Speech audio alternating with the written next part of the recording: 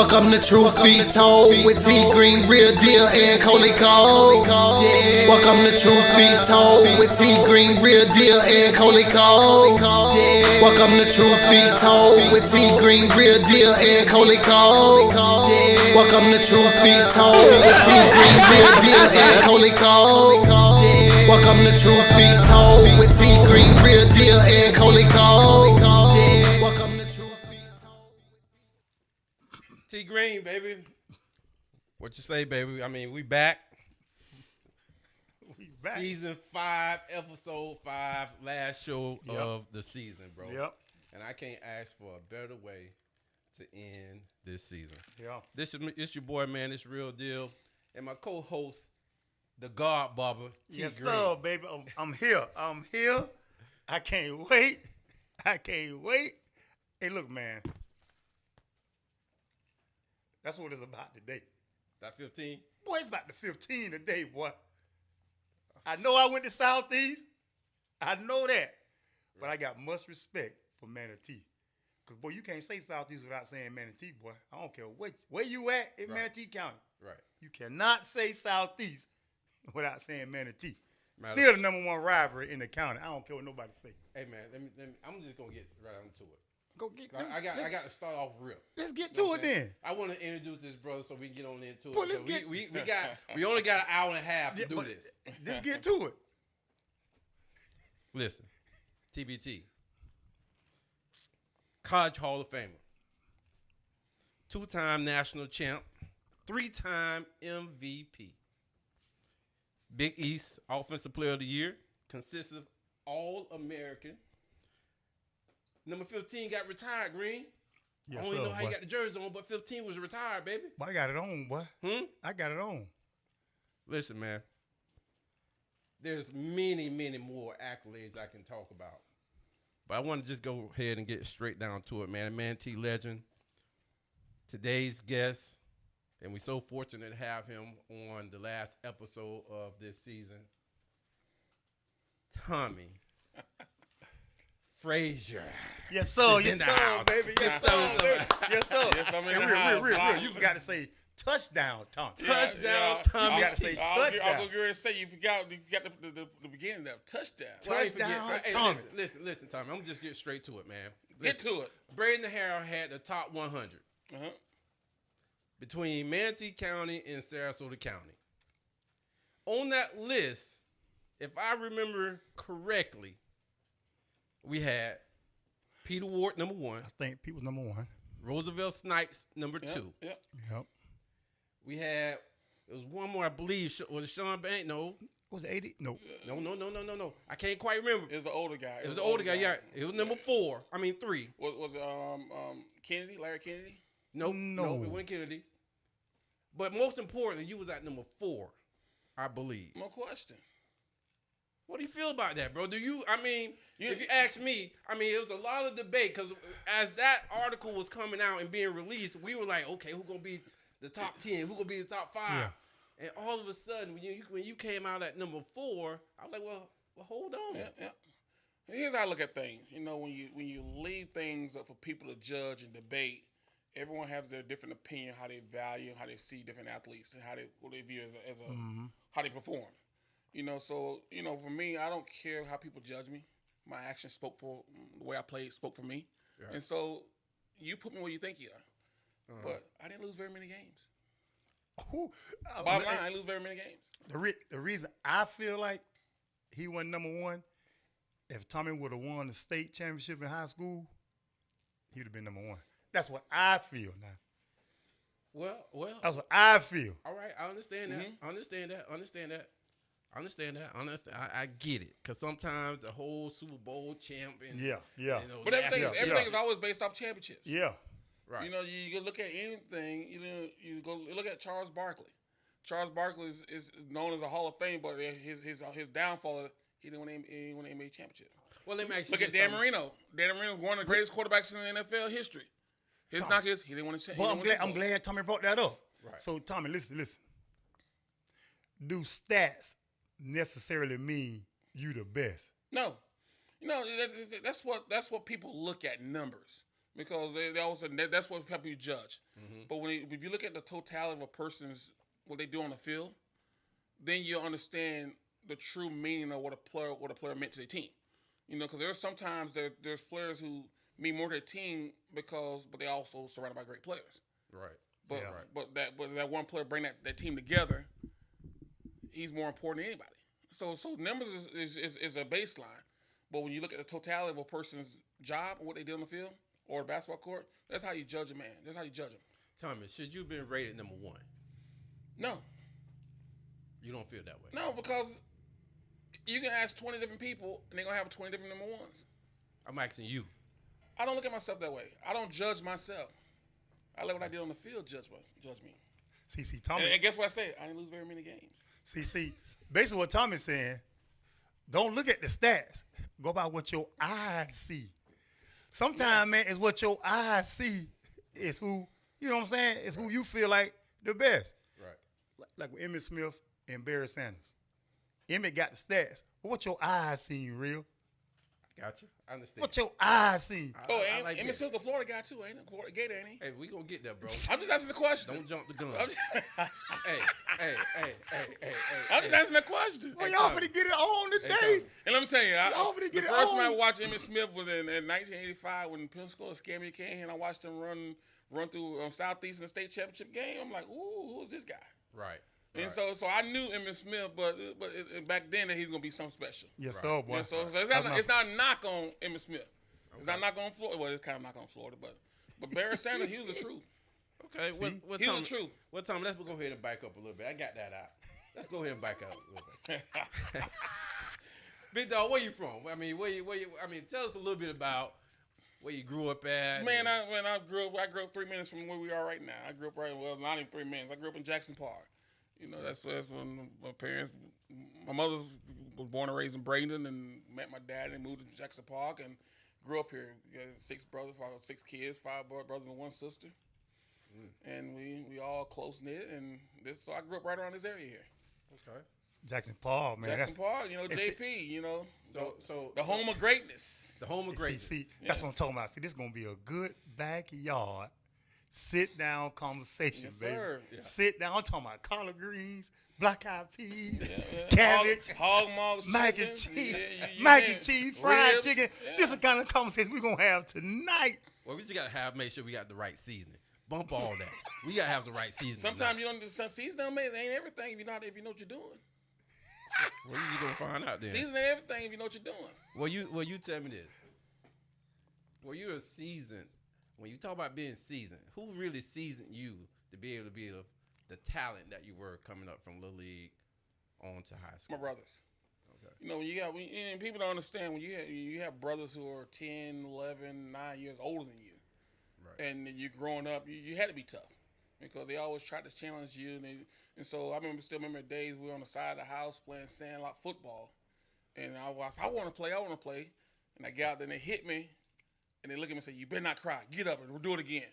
Right. You know, so my brothers was the ones that actually got me in, like, oh, I want to play football, because there was no holds bar. You know, he used to come by and punch me in the chest and say, "You better not cry." And my brother Mel used to do that to me all the time. Come here, hit me in the chest. Right. You better not cry. Right. And you know, I think I had the benefit of having 3 older brothers who played sports before me that understood that what they saw in me and wanted to make me tough. And they, okay, tell me, when did you, I'm piggybacking off that. What age were you when you started with the Manatee Broncos? I think you started with the Eagles first. Yeah, so I started playing 6 years old.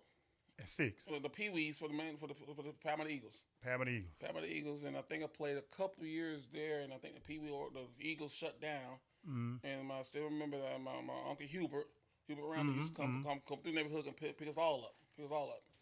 And then all of a sudden we started going over to the Broncos. There was an influx, so when the Eagles shut down, a lot of people who played for the Eagles started going over to the Broncos. And so and so I had to there about 7, 8, 9 when I started playing for the Broncos. Yeah. So what position you started out playing? What position when you first played Little League? What position you played? So when I was at the Eagles, I played quarterback. But then when I went over to the Broncos, they put me at fullback. And then they say, "Nah." I play one. And they saw me throw the ball. Say, "No, quarterback."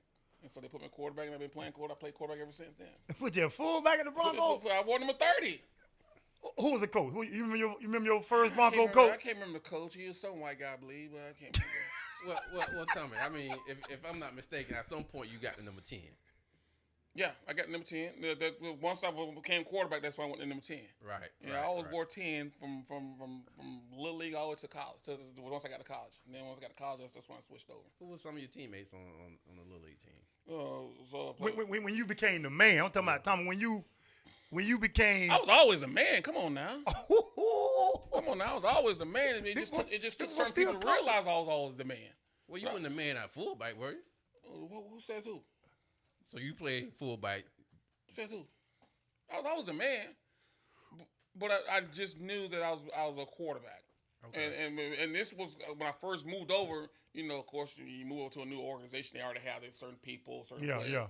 And then once they realize I can throw the football, that's when they say, no, you're gonna be a quarterback. I'm like, that's why I played quarterback for the Eagles. Okay. You know, so but you know, I played with Tyrone Williams. Me and Tyrone Williams grew up playing together. Okay. You know, the older guys that you talk about, like Dwayne Jefferson.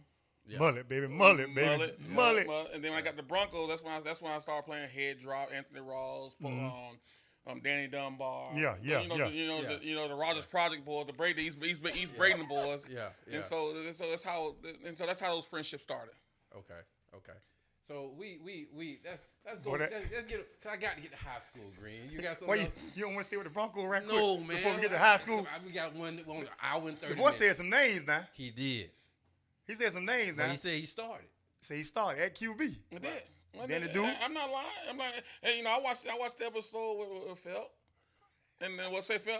The proof is there. All you gotta do is ask people. Okay. All you gotta do is ask people. Okay. All right. So you want to get off? We want to get off the Broncos already? I came over and said, no, I'm the quarterback. So I'm saying, tell me, when did you? You already said you've been the man from the jump, but when did you know you was the star? Like, okay, Tommie Frazier has just developed into this little league star. I think when I realized it, when Tom Washington, we went to the Stallions, and Tom Washington was the head coach, and he's like, "Cause this is your team," and that's we had like Brian Reed, Pokey, all those guys. And he's like, "No, this is your team." I ran a wristbone. We ran a wishbone. Yep, I still remember to today. We used to play we play all our games at Southeast High School. You heard that, real? I remember that. Where you played at? In Southeast High School. Not Tom. Hold on. Let's stay right there. Broncos home games was at Southeast High School. Manatee Bronco games used to be at Southeast. So, did you want to go to Southeast? No, I want to go. Tell me, hold on, man, because the game you was in the locker room. Don't matter what. No, we ain't dress in the locker room most of the time. We always dress. We had to dress on the outside. We don't do weigh-ins in the locker room. Wait, hold on, Tommy. Your chest puffed up. Hold on. I ain't no. Yeah, your chest just puffed up just then, bro. You gotta understand. Where I grew up, my neighborhood was Manatee High School. We were Manatee. All my brothers went to Manatee High School. My sister went to Manatee High School. Anyone who lived in Parramatta went to Manatee High School. So we didn't go to Parramatta High School. We went to Manatee High School. So even though you were playing your little league games on Southeast Field, Southeast wasn't even on your mind. No. No. Why? Because I grew up Manatee. Yeah. Is it because you knew you wouldn't be able to play at Southeast? Man, I could. What you mean? I'm just saying. Are you serious right now? No, I'm dead serious because you talking like the way you saying it. Because you know Southeast. I really didn't want to go there. It's not disrespecting my buddy because we had great battles on. Yeah. Southeast never beat me. Think about that. Let's talk about. I don't care who they are. They never beat me. So we transitioning out from the Broncos. Yeah, now we going to high school. I told you we got to get to high school. Then you can bring up Southeast never beat me. Never. Well, let's start here, Tony. You got Manatee. You had Phil. You had Pokey. Oh, you had names. I'm saying all those teams. They never beat me. We gonna get to that. Just hold on. No, you want to go to Southeast? They never beat me. Tommy, we gonna get to that. Hold on 1 second. Scott Taylor, who was at Sugg Middle School. Yeah. The PD teacher. We know a whole lot about Southeast now. Yeah, because he's the offensive coordinator. He used to always talk about Southeast and Manatee, the big rivalry. Like Manatee gonna kill y'all. So Tom, you went to Sugg? Yeah, I went to Sugg. You know what? You're right. Because that's when I met your sister them at Sugg. Yeah. It used to be 2 buses Come from Jackson two Park. African American buses. It was 2 coming from over here, right? Yeah. And it was 1 coming from the project. So it was 3 African American buses going to Sub Middle School back in them days. Yeah. So 2 from Palmetto and 1 from the project. So let's be real about this. So they bust y'all the Sub. Yep. Mm-hmm. Then you got bust the Manatee. Eventually, now I started driving Manatee. Yes. You got bust the Manatee. Yes. Even with Palmetto High School up the street and Lincoln Middle School right up the street. Yes. So when you got Manatee High School as a ninth grader, all right, did you play as a freshman or were you on the varsity? No. So my freshman year, I played with the Broncos. I was on the main Broncos, and people say, "Why'd you do that?" Because you remember Coach Coach Lee. Yep. He's a freshman coach at Manatee. Okay. At the time, and I was like, no. I say, and people say, why you in high school? I say, because I want to play more games. And freshmen want to play 6 games. Mm-hmm. Right. I want to play 10 games. I want to play more football because you don't get better the more games you play. And so that's the reason why I did. So Tyrone Williams was part of the team. He played freshman football, and then they moved to JV. So it was one of those deals where I wanted to play more games. Okay. So I didn't play freshman football at Manatee. So who was the starting quarterback on the varsity level when you Antoine Newsom. Antoine Newsom. Newsom. Yeah. Okay. And Antoine's a really good quarterback. He went to Appalachian State. He won a state championship in Nebraska. I won a state championship at the Manatee. But at the end of the day, they knew what they had coming up. So when you say that, when you They knew I they don't had know Hold how on, they real, knew. hold up. I don't know. How they knew they had coming Exactly. up? Who was coming up? Me, yours truly. I played JV. We went undefeated in JV. My sophomore year, they're like, no, you got to come up. And they had a backup quarterback, and then when I came from JV, after JV season, I was immediately the backup. So Tommie, this is what I try to tell the younger generation about our time, right? You had to wait your turn. Yeah. And sometimes it's good to wait your turn to see what the game is, because what people don't realize that when you move from one level to the next level, is the game is faster. Right. And so now these young kids being thrust into, they're learning on the go. They don't truly understand the game of football or the game of basketball. They got to go in there and produce right now. Yeah.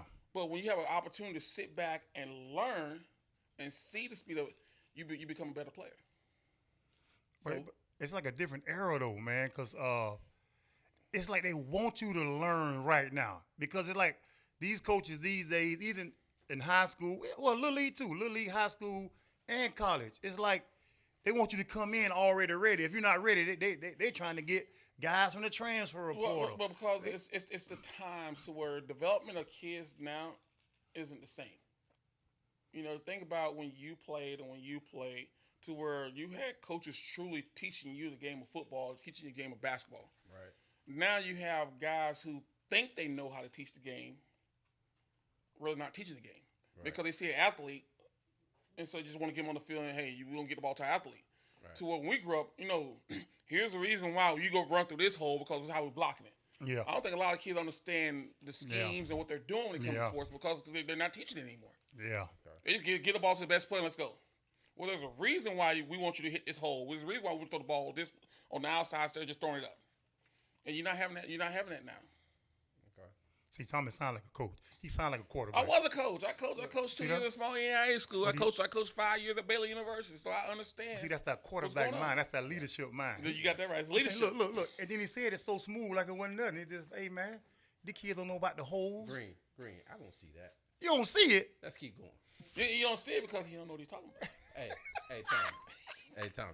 Not with a Florida Gator shirt on in front of me. Hey, see, I tried to tell you, don't do it. I'm gonna do it. It's just that Gator that it's like when I'm still remember what it is. No, we'll get to that later. It brings back memories. I know it does. We gonna talk about that. You know what I'm saying? I got some homeboys that's looking. We gonna talk about that. Look, I don't care. All right. Hey, so check this out. So my understanding, sophomore year you played JV. When did you start as a varsity player? Junior. My junior year, I was a starting quarterback. Okay. The junior year. So like I say, Antoine was a starting quarterback, and then once the state championship was over with and during spring ball, it's like, hey, this is your job. You're our quarterback. Okay. So that was the time to where I really had to start focusing on and honing on my skills. Right. And we had some good players, We didn't have, and I'm not saying this as in disrespect to anybody. We didn't have the talent that Southeast had when it comes to players. Right. But I thought with our coaches that we had and how we played together, that was the reason why we gelled a lot better than any other school in the You know, Tom, I hear a lot of Manatee players say that they feel like Southeast had a lot of talent, but y'all had a whole lot of talent over there too. Yeah, at yeah, Manatee. we had a lot of Manatee players say that. A lot of them come in the shop and say, "Green boy, if we had the talent y'all had," I'm like, y'all had talent. Yeah, but it wasn't the talent. Well, when we say talent, it's more athletic ability. Y'all have more talent athletically, speed wise. But when it comes to when we talk about linemen and everything else, Manatee had it. Manatee had that. We had the full package. Right. And you sprinkle in myself, Tyron Williams, Kevin Freeman, and Patrick McNeil. You sprinkle the talent in there, and with the coaching on top of it, that's what made the difference. Because if you look at the whole of all those years that Manatee and Southeast played together, why did Manatee dominate Southeast all those years? You can't say Manatee had better players. You can't. Boy, y'all about equal, boy. But then now the talent equal. Now you go to coaching. Hold on. You go to coaching. Hold on. You're not gonna go in and say Paul Meck was better coach than Joe Canaan. Not gonna happen. Wait. Not gonna happen. No, I'm not gonna let you do it. I'm gonna do it. Tommy, I'm gonna let you do it. Paul Meck was not a better coach than Joe Canaan. Was not say that. Proof is in the pudding. In what? You had a guy retire, come back and win state championships. Tommy. No. See, you had a guy retire from coaching high school, come back, and then win the championship after retiring. You had a guy win championship in state in the Manatee County we never even thought of. Think about that. Look, I'm gonna give you credit in one aspect. From the interview that we did with the coaches, right? You know, we learned that Coach Canaan, and his background of coaching and his philosophy, you know, he was teaching other coaches kind of even Coach Meckler said he's the godfather of coaches. We had the God Barber. He's the godfather of Manatee County. He even said remember Coach Meckler even said Coach Canaan helped him. He taught him the game to help build. Because Coach Canaan understood the talent that Southeast had. If you can just coach it and get them to doing what you put a system, you're gonna win games, and that's what happened. Southeast didn't beat Manatee for 10 years before Meckler got there. Then also I think it was like the mid '80s when they finally beat them with 85 when they finally beat when both teams went to the state championship game. That's the first time Southeast beat Manatee in all those years. So think about that. So I always hear this, Tommy. I always hear this. So are you saying, do you agree with if Coach Canaan had Southeast talent? He probably won 10, 12 championships. We hear this all the That's time. A bold statement. But look, this is true. Okay, Tommy, look, Tommy. Okay, so I'm gonna say this. So if you look at the talent that Southeast had, and just look at all the players that come through Southeast. Okay, but Downwater was 85% black, and look at Manatee, where it's probably 30% black. And who has more state championships? Well, look. I'm just throwing it out there. And trust me, I love Coach Meckler. Well, I'm not gonna let you do my coach like that. But look. Like you say, what would it say? What did Phil say? Turn on tapes. Turn on video. Look at the teams. Look at the records. And Manatee was playing a high classification too, and he still won that many games. I think people from Palmetto, they've been brainwashed. Brainwashed what? I just do. But you from East Braden? So look. You from East Braden? Kind of stuck me a little bit. I'm from Palmetto, but I grew up in Braden. That's my point. So you brainwashed Southeast. Hold on. Hey, I ain't brainwashed. I'm calling facts. What show is this? Truth be told, I'm telling the truth. I need you to sit back in your chair, though.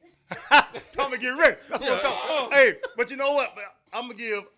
You know, I keep it 100. I'm gonna give Coach Canaan and Coach Meckley a lot of credit. The reason I say that because Tommy, you can you know, a lot of coaches want talent.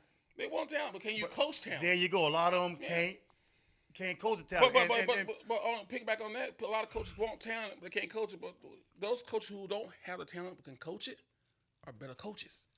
Yeah. Those I'm are with better you on coaches. that. I'm with you on that. That's right. And Coach Canaan didn't have the talent level that Southeast had, but he was able to get the most out of the guys that weren't the studs. That's Yeah. why. But that's for me. That's why I put him above there. Yeah. To where if something like wide receiver, we really didn't have outside of Henry Smalls. When I was playing, Yeah. we didn't have any stud wide receivers. But if you look at Southeast, they had wide receivers. They had running backs all over the place. They had the DBs. Yeah. But when you look at us, they were like, okay, they got more talent, but we'll be better coached. We'll be better prepared. And that's why Manatee was able to beat Southeast all those years. Okay, Go real. ahead. Hold on. And I know you guys win the Southeast, but I'm not going to come on here and let y'all guys disrespect Manatee. All right, No, just go we ahead. ain't Go ahead. disrespect Manatee. Go ahead. But listen, Truth be told. Man, I'm about tired of it. truth be told, from my perspective, Yeah. I just feel like Coach Meckley, to me, was a player's coach. To me, it wasn't too much with the X's and O's.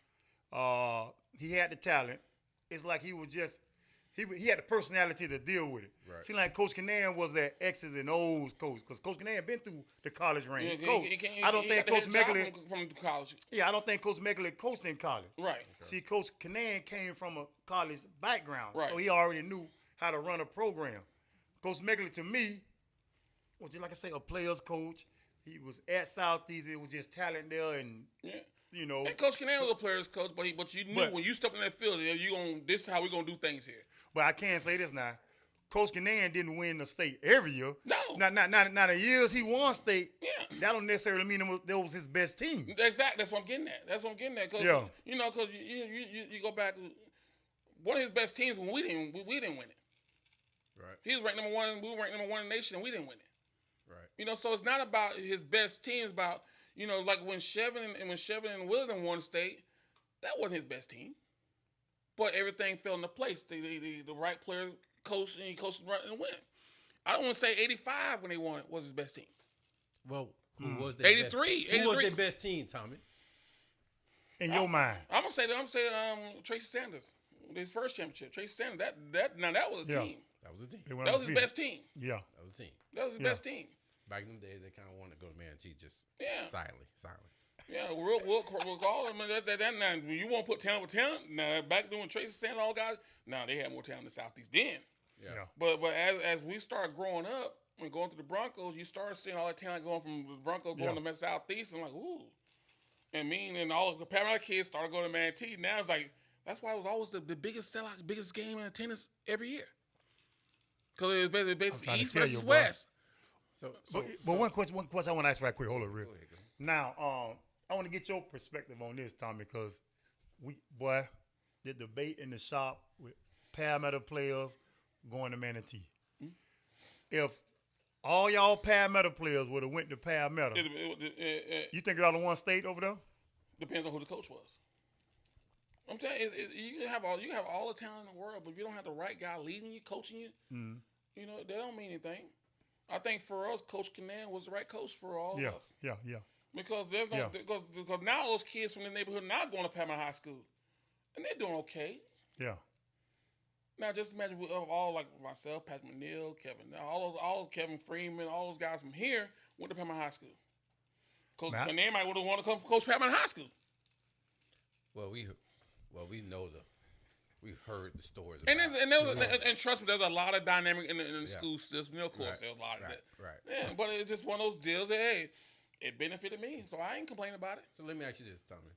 Yes, sir. Coach Canaan. Yep. What did he mean to you? He meant a lot to me. Coach Canaan taught me, him and Frank Turner taught me how to truly play the position of quarterback.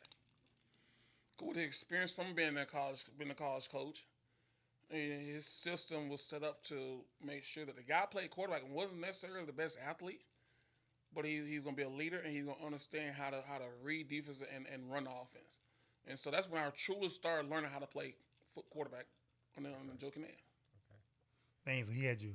Coach Canaan had you prepared. He had me prepared. And that's the one thing.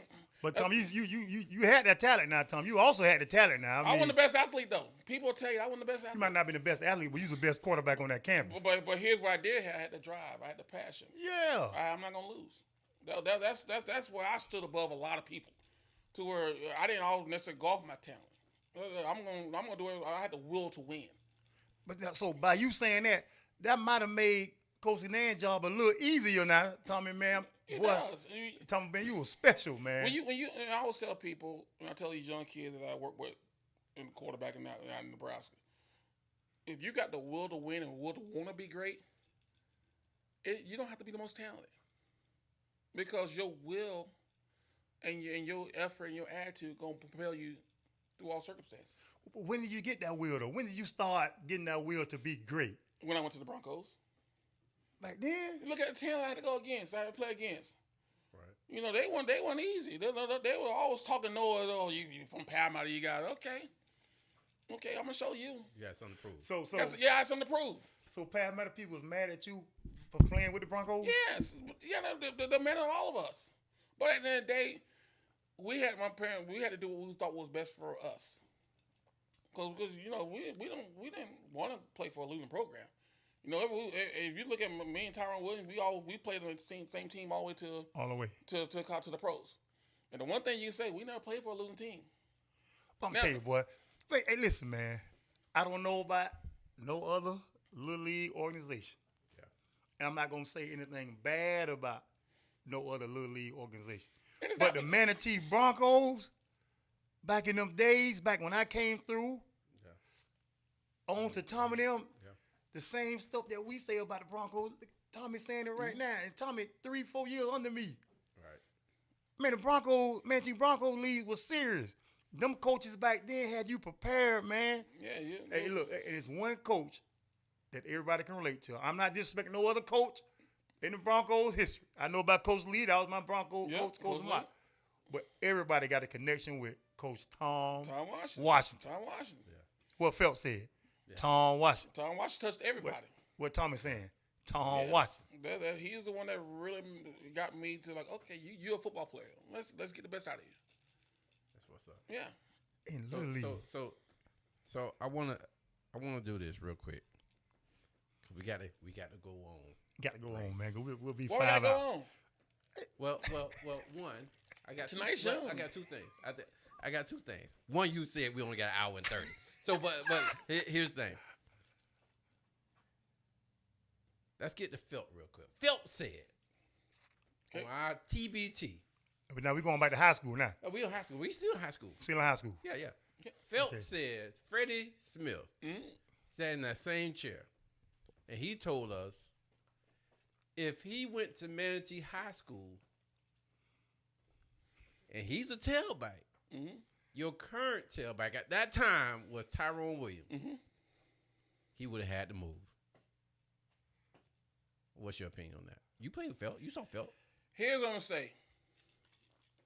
I don't know about that. Now, I'll say if Felt would have started at Manatee,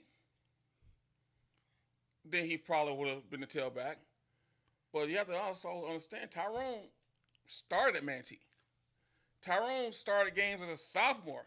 Tyrone was a hell of a running back. The only reason Tyrone moved over to DB, because that's when we brought in Chevin Wiggins and Terrence Dunbar.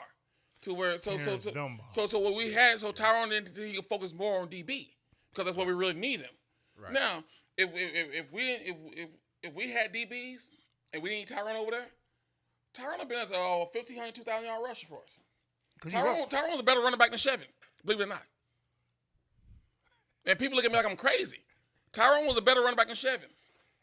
He ain't throwing shade. No. He going by what I'm going by what I saw. The eye test. See what I'm saying? Real? I'm quiet, It bro. ain't about the stats. It's about. Then I know Phil said he could have. Yeah, he probably could have if he would have started there. But when Tyrone started there, they going to because Tyrone was probably the best athlete on the team. Wait, hold on now. Phil was a pure running back. So you saying Tyrone was a pure running back. Tyrone played running back his whole career. In Little League all the way to high school. But they moved him though. Because we needed help on defense. And when Chevin, then you notice they didn't move over until Chevin started getting better as a sophomore, getting better, and then Terrence Dunbar started getting better. So now we had two capable guys that do low with myself, Henry Smalls, and the offensive line, so they could play Tyrone more on defense. So this leads to what you were saying as far as your talent, the amount of talent you had. Yeah. You had to be strategic in Yes. moving these pieces. Yeah, you had to move parts to make them successful. Cause that was a gamble there, man. It was a gamble. Tyrone Russell about 1,500 yards. That's what I'm talking as about. a junior. As a junior. And for Coach Gannan to say, "Hey, man, I'm gonna take a he gamble." His senior year, he moved Tyrone over to safety, and that's when Terrence Dunbar and Chevin Wiggins was there. And it was like, okay, it was a little drop off, but it wasn't enough to where we had to keep Tyrone back to play both ways. Cause I know people in Manatee kind of during that time was saying, "Man, Coach Gannan crazy by moving Tyrone to defense because what he did as a junior at running back." Yeah, He took a gamble, boy. He took a gamble, but as him understanding his team and understanding his player. Right. Yeah. Right. But if you'd have started Manatee, yes. But he not coming in week 4. You're not coming in week 4 and think you're gonna beat out Tyrone when Tyrone started and he played. No, you knew that wouldn't happen. And I understand you can be confident in your ability. I just know the makeup and the dynamics of what was going on. So he might have been on the field, but there wouldn't be no tailback. Yeah, he probably played tailback, but he wasn't gonna start because that position was Tyrone's. They groomed Tyrone. They had Kevin Freeman as a starting tailback. Kiki. He wasn't no tailback. He was a linebacker mentality. Yeah. Right. But he's big, powerful, strong. Yeah. That year, in the state championship year, Yep. Manatee had the biggest backfield in the state. Yeah. Kevin Freeman was 220 pounds running the 4.4. Chris Bilker was 235 pounds running the 4.4. Chris Bilky, boy, Kevin Freeman. Mr. Florida Gator himself. That was nice. Yes, fight sir. And with Antoine Newsom there Yeah. as the quarterback. See what I'm saying? And Tyrone was the backup. You see what I'm saying? You see the names he's saying? That's That's why I say, man, Manatee had the talent. Yeah.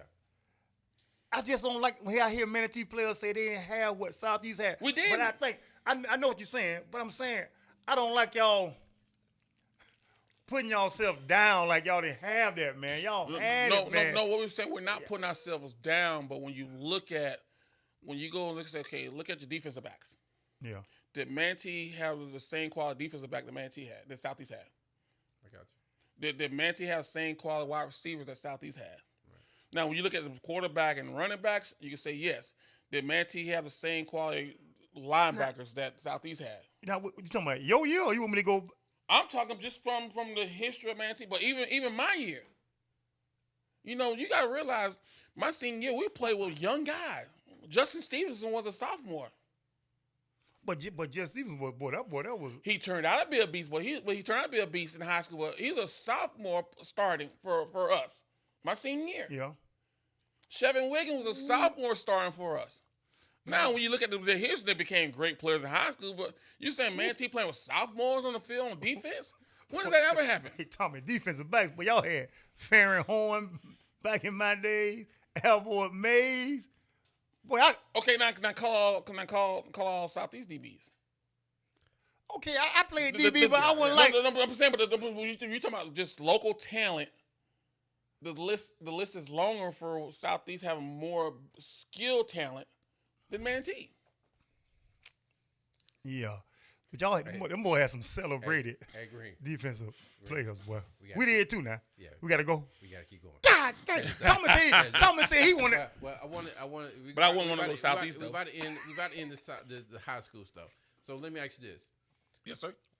at some point, you begin getting attention from the college recruiters. Yep. Right. Was that your junior, senior year? How was that process? Spring football.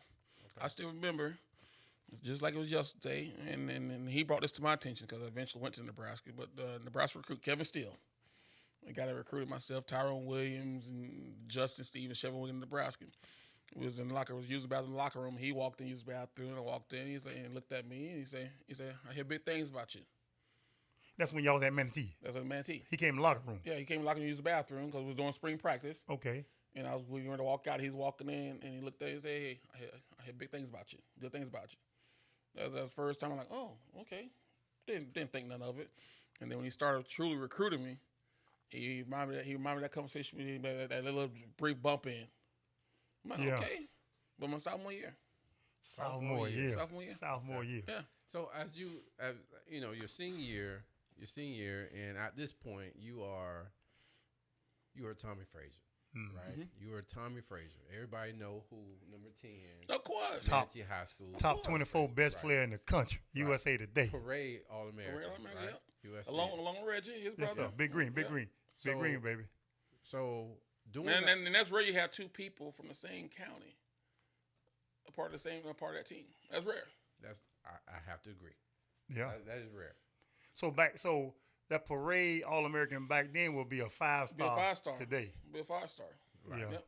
So Tommy, during that process, you were recruited. Where were the schools that you visited? Because you get five visits. You get 5 visits. Just say this. I could have gone anywhere I wanted to. I had scholarship all from Stanford all the way to UConn. I could have gone anywhere I wanted to. At quarterback, tell me they wanted you at Well, quarterback. that's another story. We'll You get know, to that. Don't that's do another that. story, Don't do but- that. Don't but- do that. No, but the 5 schools I chose was the schools that wanted me to play quarterback. Okay. And that's all I want. That's all my only interest. That if you told me I wasn't gonna play quarterback, I took you off the list because that's all I know how to play. That's what I've been playing my whole career. I didn't lose very many games, so why me going to college is gonna be anything different in my mind? So if school that gave me an opportunity to play quarterback, those are the schools that was on my list. Where did this whole DB stuff come into play? Like, where did you start hearing that at? Well, you have to understand back then, black quarterbacks who were athletic, they were all put in that classification as they're athlete. That if it doesn't work out as a quarterback, you can play wide receiver, running back, or DB. That's what because of they consider mobile quarterbacks back then athletes. Because on that USA Today Parade All-American As list, an athlete. had your athlete. I As an just athlete. remember that, man. Yeah. They had Tommy as an athlete. Right. It sure did. How did that make you feel? Didn't care about it because I knew when you believe in yourself, you don't care about what other people say. You know what you can do. Tommy, no.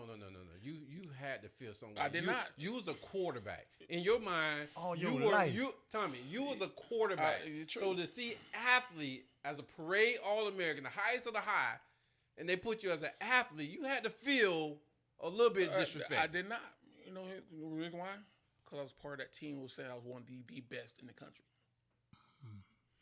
Like I said, the type of offense that Joe Canaan ran, people didn't understand. He was more of a college-style pro, but we ran a lot of option because that's what we were good at. But we didn't run as much option as people thought we ran. But by me being a running option, that's why it put me as an athlete because I could do it all. To where, I think Danny Cannell was the quarterback on the team.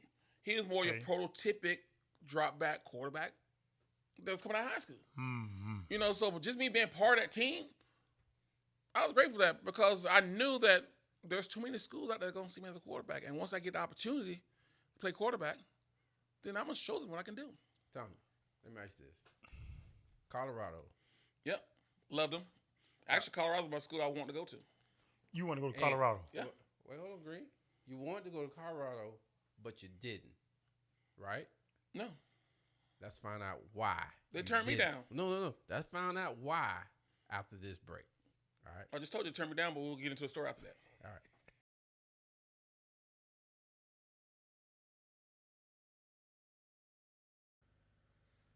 What's up, y'all? This T Green the God Barber, man. Hey, man, I want y'all to keep following us, keep supporting us, man, and we love the support that we getting so far, man. So y'all keep it going, man. Follow us on YouTube, and on YouTube, ring that bell, man. Hit that subscribe button and ring that bell. Ding-a-ling-a-ling.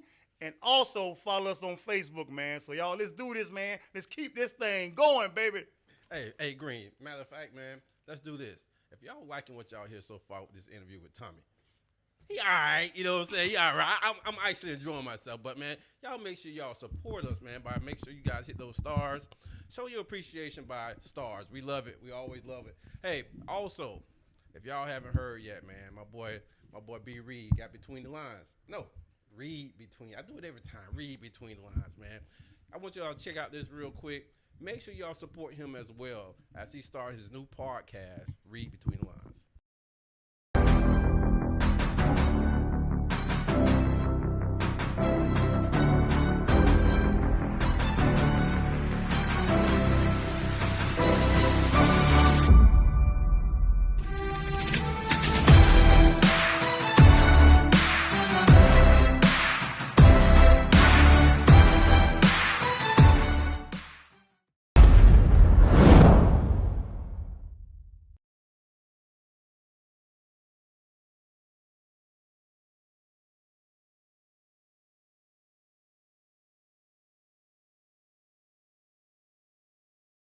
my sister daughter. So all right, we back. Hey, Tommy, let's just go ahead and get to it. Colorado. Yes.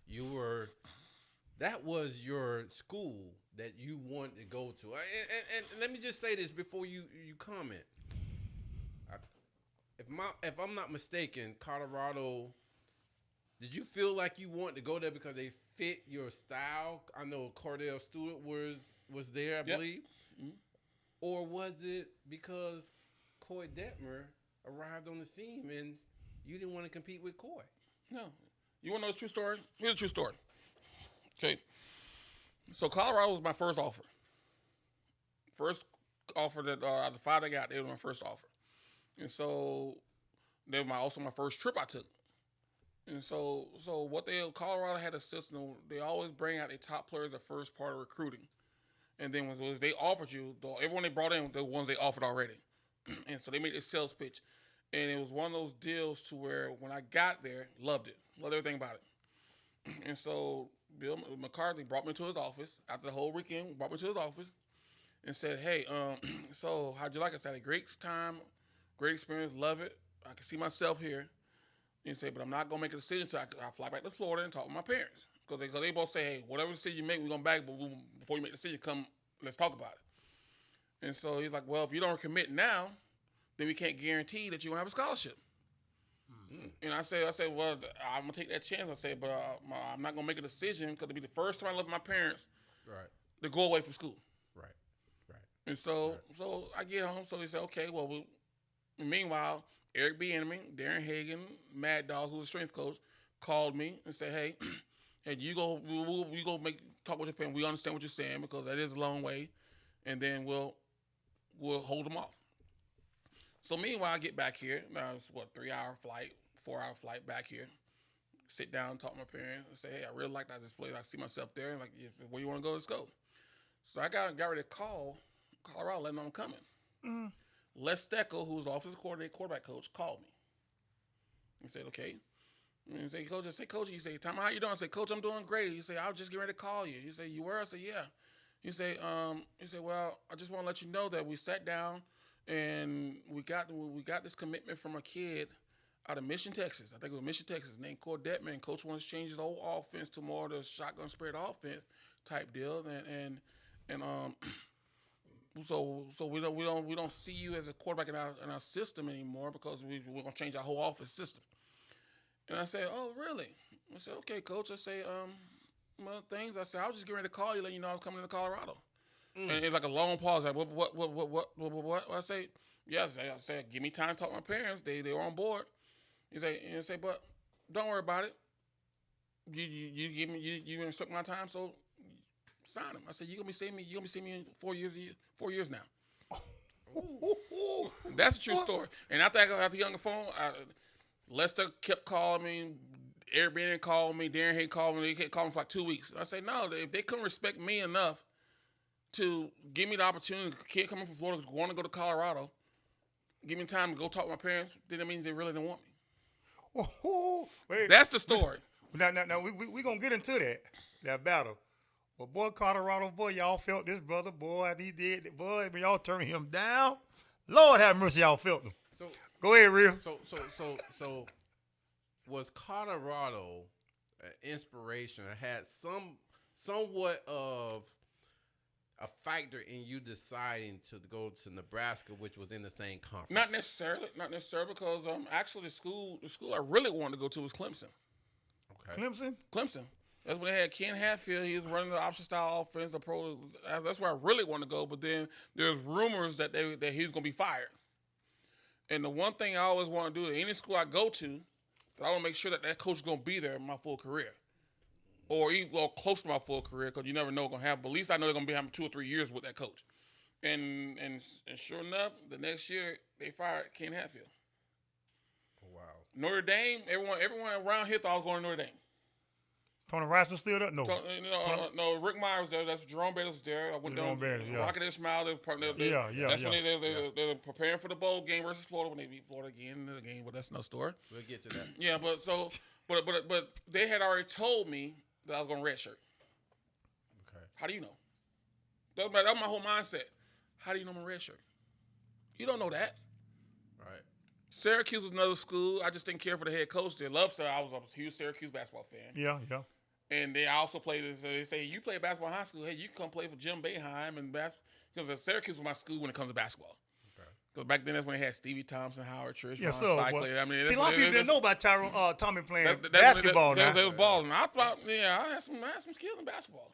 I'm telling you, boy, how important said you had the biggest hands in basketball back in high school. Yeah. So you were dunking that thing. They were dunking it. Yeah. Coming from all different angles. So Syracuse was school up. I turned them down because, that's right. They had Marvin Graves, who was a junior, and it's like you're on red shirt. Mm-hmm. So any school that told me I'm going to red shirt out of my top, they're off the list. And then Nebraska was the last trip I took. Wait, from my understanding, you was not going to take. I wasn't going to Nebraska. I was not, because everyone thought I was going to Notre Dame. I was going to go to Clemson. Right. And then I canceled my trip. And my mama, so the head Kevin Steele, called my mama and said, "Hey, is he okay? You just canceled the trip." And your mama said, me and my mama got in a heated argument. I said, "I'm tired of recruiting. I'm just sick of it. I'm not going to trip." And so she said, "Coach, let me. I'll call you back." And so my mama, we talked about an hour, and she said, "Baby," they called me teacher TJ. It's one more weekend out for your whole life. You gave me a word that you're gonna go out there and visit it. Just go. You don't have to go there, but you gave me a word, and I always brought you up. You tell someone you're gonna do something, you do it. And that's Nebraska. That's Nebraska. So let me ask you something. I read something, but I want you to explain it. But it was a key element to you making your decision to go to Nebraska. Somebody in your family. You say about your dad. You say something about your dad. Yeah. So this funny story. So go ahead, tell it. So if anybody knows my dad's very laid back. He don't like being part of all those conversations. He's very secluded. He like, hey, he go and be by himself. He don't like being around a lot of people. Right. And all the coaches that come in the house, I had Lou Holtz, Bobby Bowden, all the big name coaches come to the house. This one particular time, Coach Osborne came. It's right after they lost to Miami in the Orange Bowl. He came the next night. They lost to Miami 22-0. And Coach Osborne and Kevin Steele came to the house the next night. And my dad got off work. He walked in the house, and he looked and said, "Oh, hey, Coach Osborne, how you doing?" And sometimes Mr. Frazier and he looked at me. He said, "You look a lot better tonight than you did last night when you got your butt whooped on TV." And my Coach Osborne, yeah, we didn't play our best game. And so my dad went into the room, got his clothes, took a shower, got dressed, went back in the room, and came back and sat down and listened to Coach Osborne talk. That was the only coach he sat down and listened to. The only one. The only one. Out of all them coaches. Out of all the coaches, the only one. Wow. So your dad has seen something. Right there lets me know that when he sat down and said, it's something to this guy. Because my dad, Lou Holtz was in the house. Nick's, all, you name it. He was the only one that he sat down and listened to him talk. All them coaches came to Jackson Park, right? All came to Jackson Park. Jackson Park lit up. You had Jackson 1909, Park 1909, gonna say the rest of it. Wow. He said the coaches came. Yeah. Miss Priscilla was cooking. Oh, yeah, she cooked. Black eyed peas. Kevin Steele, there was times he would come on home visits, and I walk in because he's somewhere in school I don't need to talk to him, and he would sit at the table and play spades with my mother. He played with Mama Frazier. He would sit there and play spades. But talking about the big names in Jackson Park. Yeah, man. And it was but people aren't saying it wasn't just me in Jackson Park. Patrick McNeil. Big Pat. But Patrick McNeil, grandmother lived right next to me. Yep. And then also had Bobby Bowden, all the big name school down. You had Leon Gilbert. You had Tony Henderson. You had Kevin Stuckey. Yep. I mean, Jackson Park was the place to be. Even people from uptown, when they want to play flag football or street football, they come to Jackson Park. There it is. People in the park came to Jackson Park. There it is. Tommy. So his dad seen something real. Yeah, his dad seen the future. Yeah, but it's like the craziest thing. That was the only coach that he came and sat down and listened to. That's crazy, man. Green got to speed up a little bit. Go ahead, speed it up, man. So we got Nebraska. Yep. You eventually got Nebraska. Mm-hmm. Your freshman year, there was a quarterback that was starting at the point when you got there. Mike Grant. Mike Grant. Mike Grant was he's a senior, right? He was from Brandon. Mike Grant was from Brandon. He's a senior. So if you go back when Zach Samuels, back in I think it was like 1988, when the Manatee played Brandon here, Mike Grant was the starting quarterback. Gotcha. Okay. Yeah, and he's from Brandon. He was a fifth-year senior there, and so I get there. And meanwhile, I'm going through freshman. Freshman back then had 2 weeks of practice before everybody else came on, and so I was showing I had to do, but I was just struggling because it was a total different. Like I say, when you move up to the next level, the game is faster than you think it is. Right. Yeah. Right. So I was struggling like for the first week, and then I started going on. Then the whole team came in. So now you're not giving any reps because now you start getting ready for the season. So like the seniors and people who start last year, now they starting to get all the reps, and so you have to make do what you have when you got this opportunity. So I started coming along, and then then instead of me having to go in the freshman locker room, once the season started, they moved down to the varsity locker room. And I'm like, oh, okay. But at that time, I was still fourth on the depth chart, fourth or fifth, because they're not going to put a freshman above a starter, and then you got guys who have been there. And so I had to earn my way. And it's like one of those deals. So as the week progressed, then I started moving on the depth chart. So Tom Osborne never came at you with no red shirt. He never said, Tommy, I want you to come in to be a red shirt. Nope, Kevin still. He believed in you as a freshman that you're gonna be able to come in. He didn't know. No, all he said was that we think you can come and help us early in your career. Okay, but you're gonna determine that. And say it's gonna be based off your performance in practice and your performance in grasping the system. And if you do that, then you're gonna have an opportunity. And that was so because that was the only school outside of Clemson that said I wasn't gonna redshirt. That was the only school. And sure enough, I get there and I start and I just kept see myself move up. And I wanted to leave. I wanted to transfer out of Nebraska my freshman year because I felt that I had learned enough, but I still wasn't playing. Oh. I even called my mom and said, I'm leaving. So Tommy, did you feel like you was better than the quarterback that was there after you figured out the system? I didn't feel I was better than the quarterback that was there. I felt I was better than the guys that was playing before me. If that makes a difference. Yeah. It makes sense. Yeah. You know, I felt that I was doing more in practice to deserve to be the backup when that time came. Yeah. Mike Grant, he was there, so he knew the offense inside out. And Mike Grant was the one that actually taught me the game and taught me the offense system. Like, come on, young buck. You the future here. So I got so that he swallowed his pride to help me knowing that they brought me there to eventually probably take over his job. Not knowing. Not knowing when it's going to happen or how soon, but he knew that I was going to be the future of Nebraska football. And so he's going to say, hey, you're a Floridian. We're 30 miles from each other. I got you. So what happened? Did he get hurt? What happened in the fact that you once, because at some point you started as a freshman. So it was the fifth game of my freshman year. That's when I had moved up the backup. I had started playing a little bit more in games. And he started having back problems. And the week before, and he wasn't getting better. But meanwhile, he's out there practicing. But I'm taking, and I didn't know. And so Missouri game, my freshman year, the fifth game of the year, I didn't even know I was going to start until the night before the game. To the night before? Night before the game. Now you're talking about true friends like, wait a minute, what? I'm starting. So I got on the phone because, hey, watch TV. I'll be starting tomorrow. She said, no, you're not.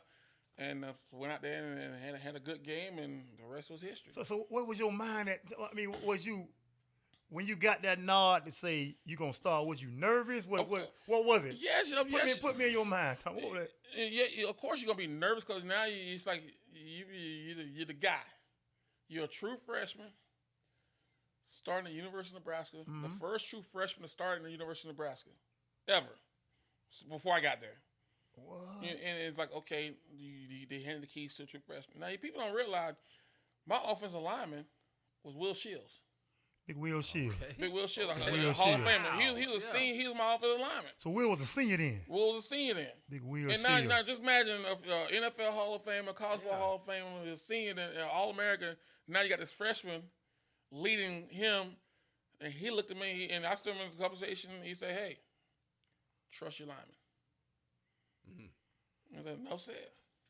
And I went out there, and then I think I scored 3 touchdowns that game, and we beat Missouri by 10 points, and the rest was his. And I didn't lose a job since. So let's stay right here, right quick. Hold on, real. Okay. Let's stay right here against the game. You say you played against Missouri. That was your first start. It was on the road. Yeah. Okay.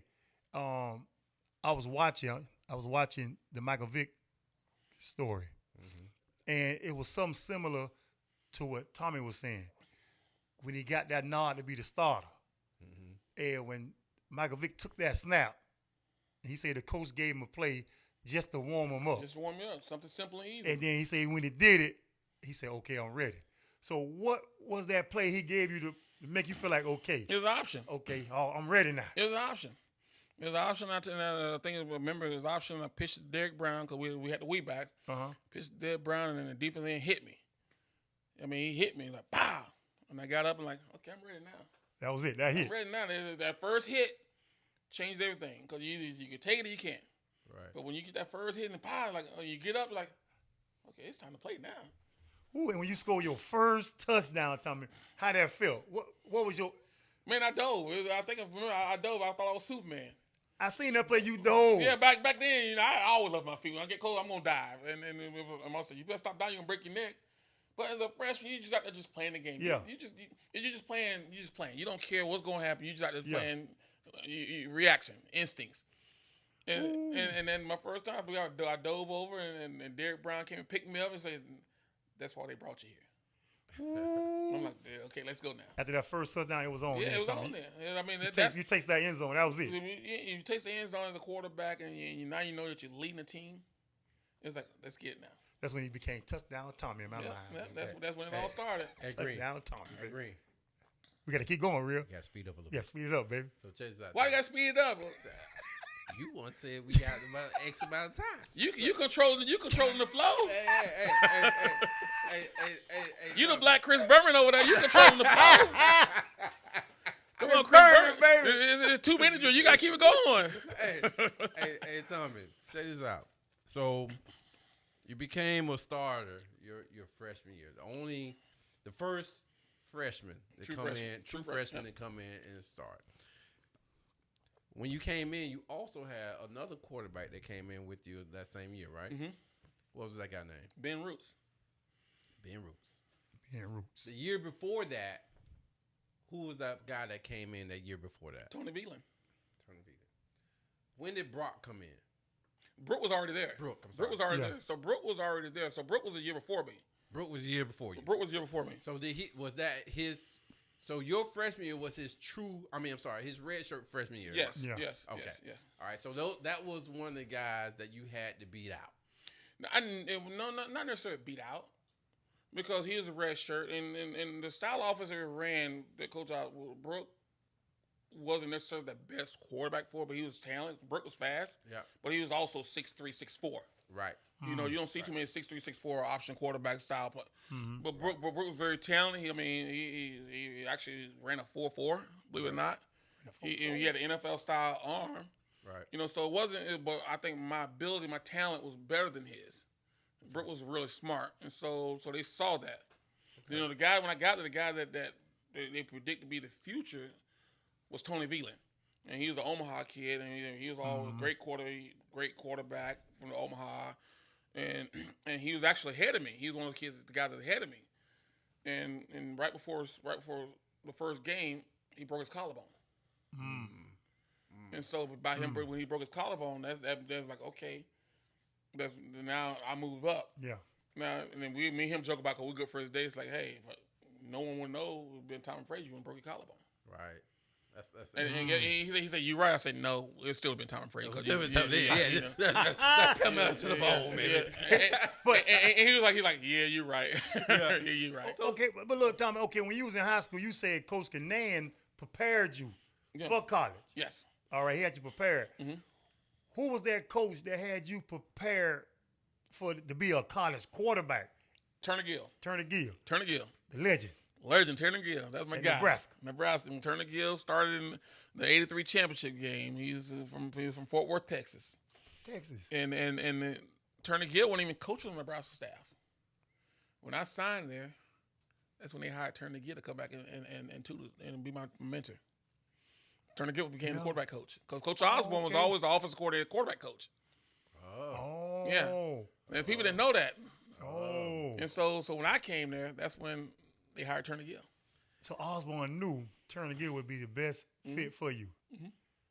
And Turner Gill came there, and then he ran all the meetings, and Coach Osborne was the offensive coordinator. And so like I tell people every day, I got tired of Coach Osborne because he was in every meeting that we had. And Turner Gill was there all your years there. He was there he was there my years there. Scott Frost years there. Eric Crouch years there. Jamal Lloyd years. I mean, he was there for about 15 years. Turner Gill. Yeah, but his first year was 92 when I got there. Yeah, it is. So Tommie, so let's just move forward real quick. So eventually, you became the starter for Nebraska Cornhuskers, and you were the starter your freshman, sophomore, junior, and also senior year. But there were some things in between that time that took place. Yep. Not only were you the starter, but you also, as I mentioned in the intro, you were in the national championship 3 times. Yep. And I think there were 3 consecutive years, if I'm not mistaken. 3 straight years. Your sophomore year, you played Florida State. Yep. In the Orange Bowl. How in the world do you lose a game? Great game. Went down to the Y, too. I remember that game. But you're still the MVP of the game. You got to ask them that. But I'm going to say because my play, I'll play Charlie Ward in that game. He sure did. Now, I watched him. that game. He sure did. Now. Think about that. I played him. We just missed a field goal. And we were 17-point underdogs in that game. You were 17 points. 17-point underdogs. If they had instant replay back then, what they have now, we would have been as champions. Could it? Because listen. If I can remember that game, didn't they call a pass interference on Ty Williams? No, that game? they called a clipping on Tyrone on a punt return. It was something, and yeah. And Corey Dixon was scoring, and they called, and it was on Tyrone. And Tyrone, all he did threw his hands up. Yeah, when they showed the replay, he didn't. You didn't touch him. But then the William Floyd touchdown. Yeah, he fumbled that ball before he fumbled before he got in. But instant replay would have shown that when he jumped, he got the ball knocked out. Yeah. So that should have been. So that should have been a national championship. So look.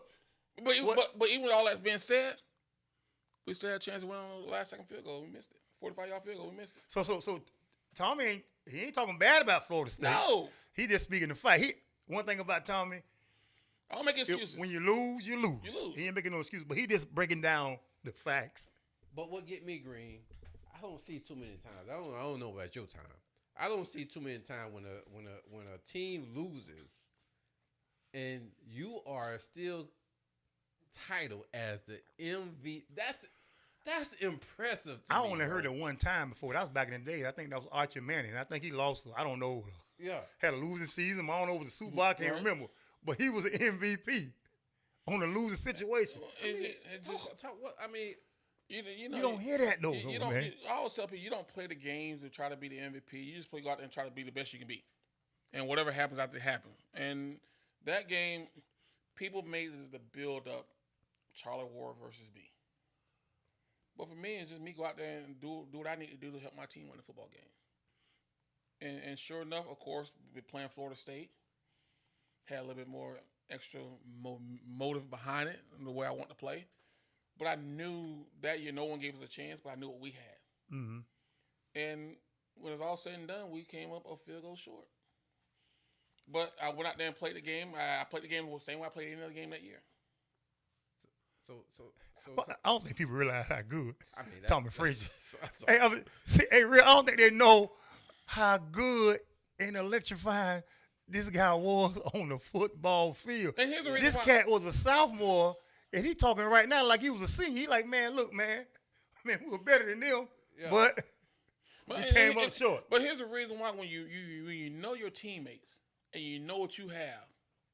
See, people from Florida didn't know what Nebraska, how good we were. You're right. Yeah. They just saw they playing that Big 8, then they But we were good.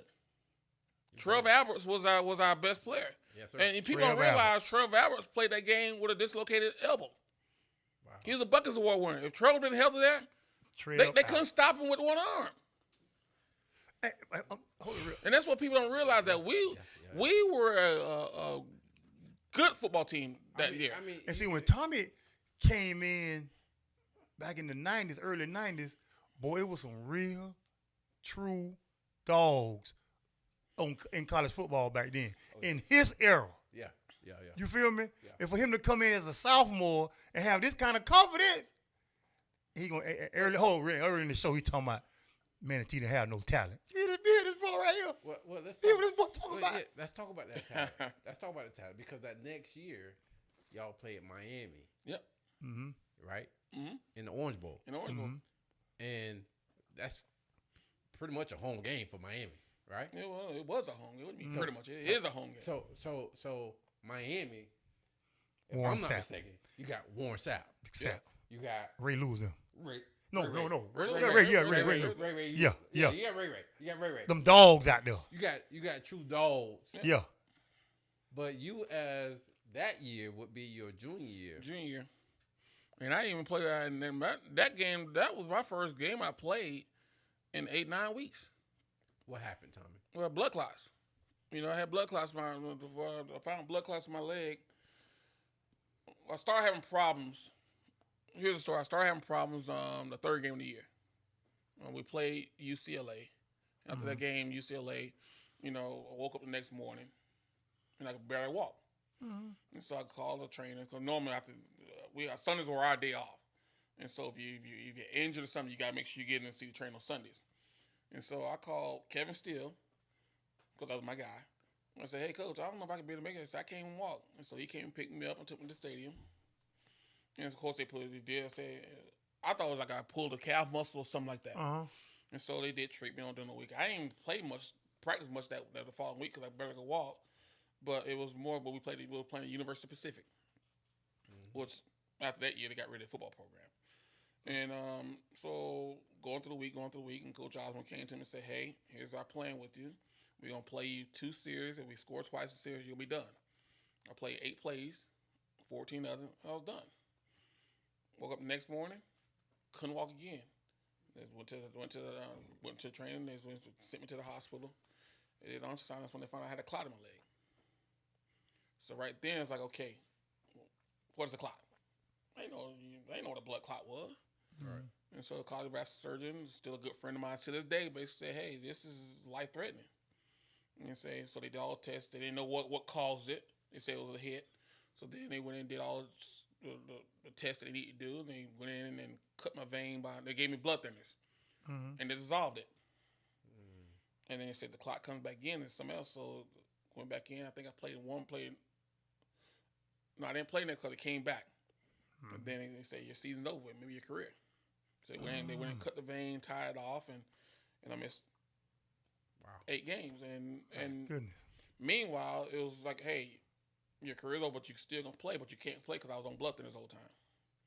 And so as it got going, the clot stopped coming back. They took me off for so many days till the clot formed again, but they put me back on because I already had one. And then, but once that happened, and then as the season progressed, then they started slowly taking off the blood thinners, just to see what would happen.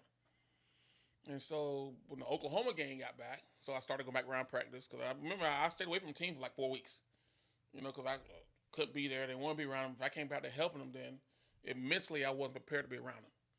And then Coach Osborne called me to the office one day. He said, "Hey, your teammates want you around."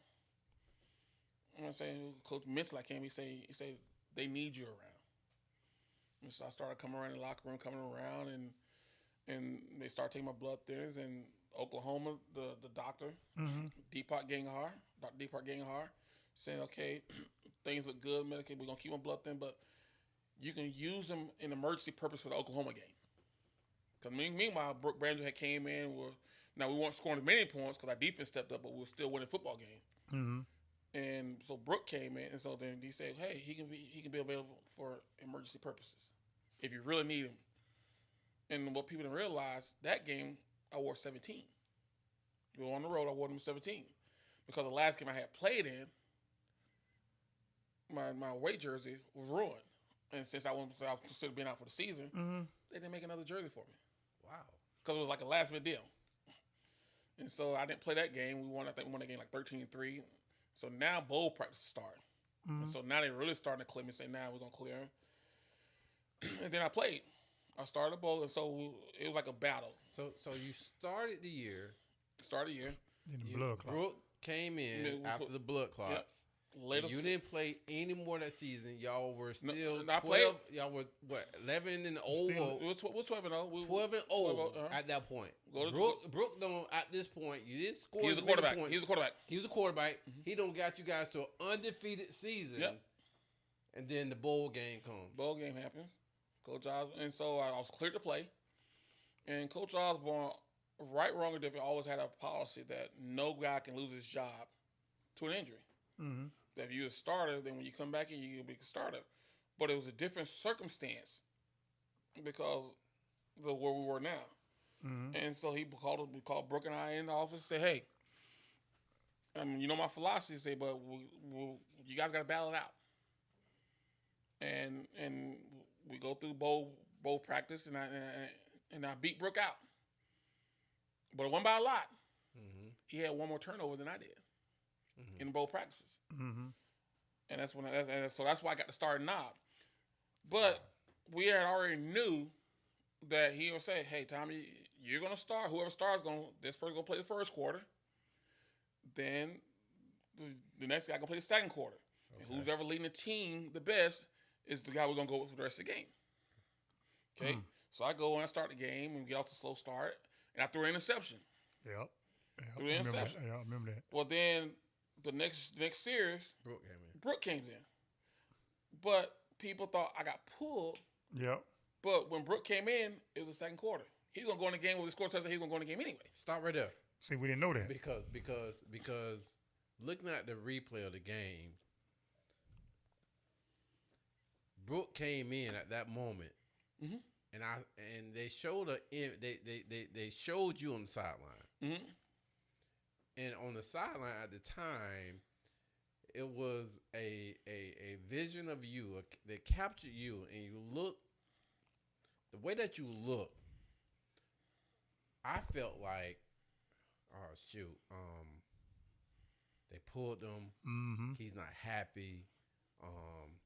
Like he don't know what's going on, or maybe that interception maybe did it. He's done for the game. But being a competitor, no, I didn't want to be out of the game. Okay. But there was already a plan. So if I would threw a touchdown, and then you see Brooke going in the second half, you're like, okay, what's going on? But it was already, and Coach Osborne, one of those guys, he's a stickler to his plan, and he already told us, you're gonna play the first quarter. Brooke is gonna play, and Brooke earned to play the second quarter. And whoever leading the team the best, well, Brooke took the team down in the second quarter and scored. And so that's why you saw him start the second half. Which I was fine with that because the defense was playing well that game, and that was part of the plan. Tell me, was you really fine with it? Were you really fine with it? Yeah, because people don't understand Coach Osborne and Coach Gill gonna do what's best for the team. There's no favoritism going on. It's what's best for the team. And you understand that to where the best guys are going to be on the field. And at that time, Brooke was the best. He was playing better. I can see him tell you he was playing better. God bless his soul. He was playing better. So he deserved to play. Now, but I made my mind. I was like, oh, just give me one more chance. Yeah. No one going to happen. And my chance came in the fourth quarter. But see what's so unique to me about this whole thing right here. Man, that's how good Nebraska was. Man, it's a national championship game. They over there gambling. Man, you know what? We're going to play Tommie first quarter. Then we're going to come back with Brooke second quarter. Yeah. It's a national championship game. Boy playing against Miami. Yeah. And they gambling over there. Dog. But it wasn't gambling. It wasn't gambling because our defense was underrated. Yeah. People didn't know how good our defense was. That's what I'm saying. As a team, y'all was. That's how good. That's what I'm trying to say. That's how good they was. Man. What team right now doing that, man? That championship game, you talking about, I'm going to play this quarterback first quarter, that quarterback. Man, but they had some dogs. Yeah. But when you have belief in your coach, and you know where he comes from and his belief, he's going to do what's right for the team. And that's what happened. And like even in the locker room at halftime, we were down, and he made a speech, and it's on the video. He made a speech because, Miami always want to huff and puff and be. And he made a speech about, okay, they're going to come to the point in time in the game where Miami's going to do something that's going to cost them the game. And they say, don't retaliate, put your hands down, and it's going to cost them. And what happened? The guy that they did, Christian Peters, got blocked, and the guy shoved him in the face. and they got a 15-yard penalty. And the next play, we got a safety. That turned the whole game around. That turned the game. The game was 17-6, 17-7 then. They went to 17-9. Miami didn't score again the rest of the game, and that's when the fourth quarter happened, and then they had that botched punt snap. Yep. And we got the ball. That's when Brooke threw the interception in the end zone. And then that's when they put me in. Came in. And by that time, defense had to. You were down, what, 17-9 at the time? Down 17-9. Boy, when he came in, though. He came in. 17-9. Tommy. So Tommy. He came in real. I got to say that. You hear me? Look, Green, to be honest, man. I remember the play real. He broke out up the middle a little bit. Yeah. He got tackled. He came up so sweet. The boy came up so sweet and went to a Michael Jackson step. What I'm talking about? Yeah. And you know, when I did that and got up and celebrated, they right there let me know I'm back. Boy, I was back. Fred, you was back, I was boy. back. So you were back at that moment. I'm back to myself now. Boy, he was back, because boy. I was still doubting, is my leg truly healed? Right. Because you hadn't played. But when I make that run and got him celebrated, I knew it was back. And even the referee's like, hey, get your ass over there. And you see the referee, get your ass over there. Yeah. And I got back to the huddle, and my son looked at me and say, that's time we know. Yes, so, baby. That's time we know. Touchdown, So you get me hyped a little bit, though. You get me hyped a little bit. So let me ask you this, because we got to speed up a little bit. We got to speed up again? Yeah, we got to speed up a little Man, bit. Thomas, he got all night. I know, we got to speed up a little bit. Mama Priscilla, he got to come home and eat now. Yeah, I got to go home and get some food. That boy got to eat now. So when I look back at it, man, a guy from Florida went out to play Nebraska football. Yep. Started as a freshman. I don't know if these schools recruit you. I'm going to assume they recruit you. But you end up playing Florida They all State. recruited me.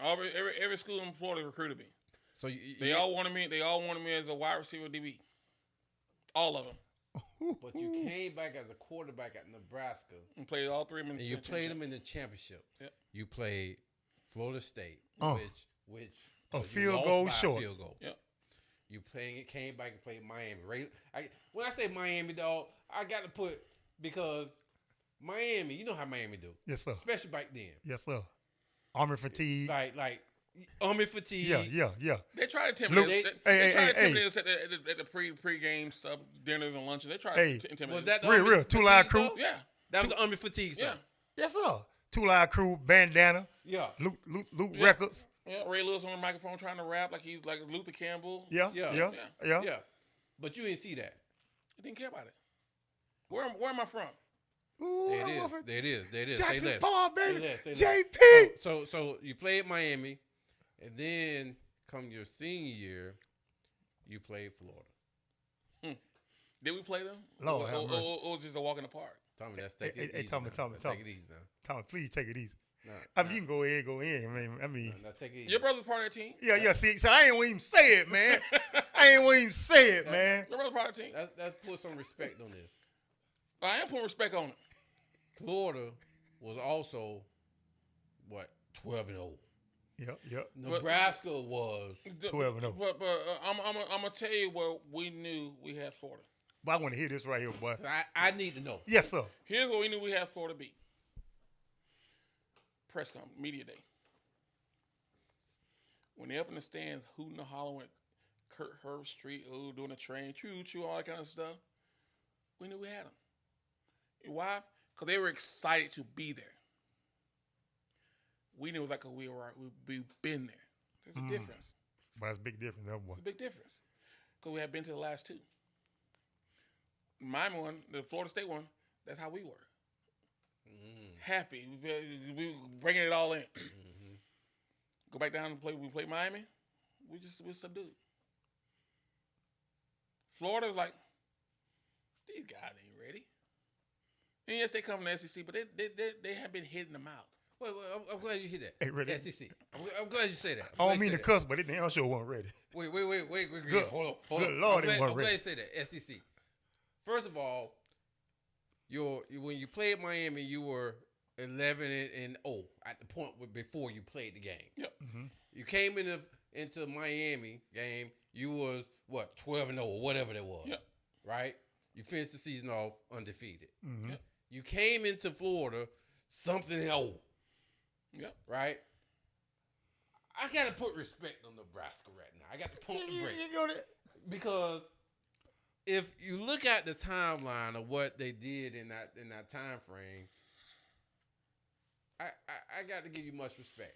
I got to give you, as leader of the team, much respect. You don't give me all the respect. Here's the reason why I say that, because when you have the opportunity to play with Lawrence Phillips, you had the opportunity to play with Tyrone Williams, you had the opportunity to play with Dwayne Harris, the guys that we had. My offensive line, my offensive line, my junior year, 4 of those guys was drafted in the NFL.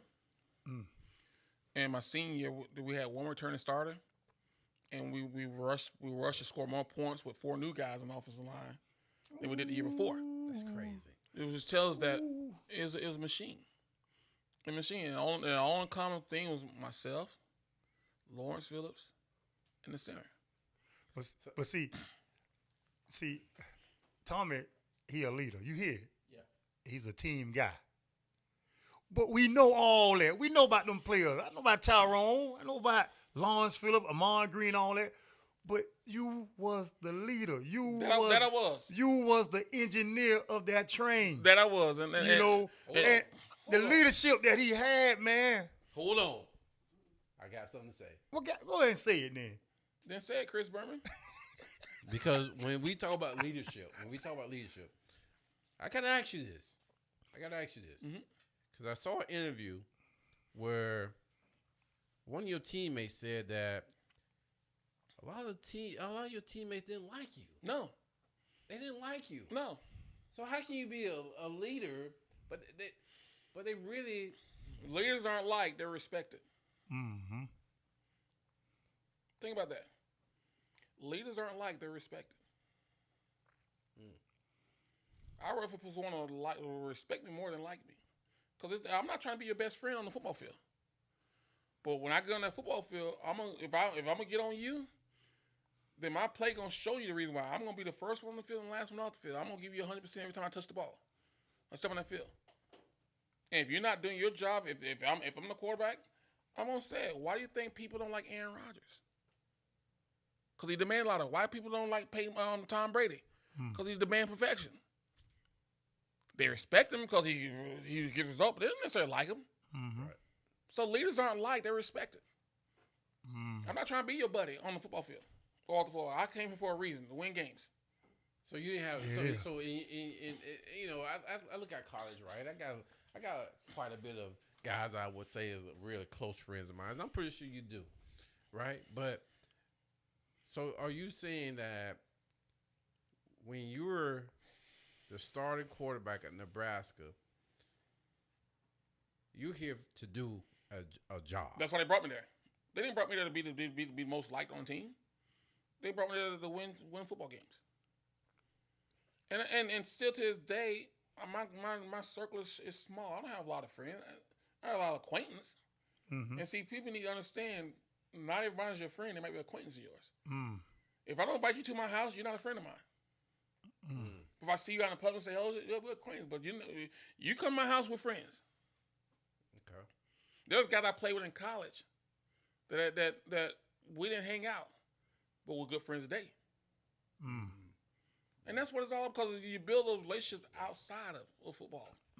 But once I was there, I had one job. I'm gonna win championships. I came to win championships, so I'm gonna do it the best way I know. Now, whether you like it or not, he gave me the keys. Coach Oswald gave me the keys to this Corvette, this Cadillac. I'm finna drive it. Well, speaking of, Lee, but did y'all? I'm gonna make real mad right now. No, you can't make me. No, I'm talking about real. I'm gonna make him mad. Oh, make the Florida people. you can't make me mad. Look. Go ahead, you try. My brother played in that game. Big Green played. I can remember. Now, I think y'all was able to come home a few weeks before that game, right? For Christmas break. No. Y'all weren't able to come home? No, I never came home. We matter of Did fact, y'all- we always went down. We were. They were. Yeah, Matter of Big fact, Green came home. No, we actually went down 5 or 6 days before. We spent Christmas in Arizona. We didn't. Okay.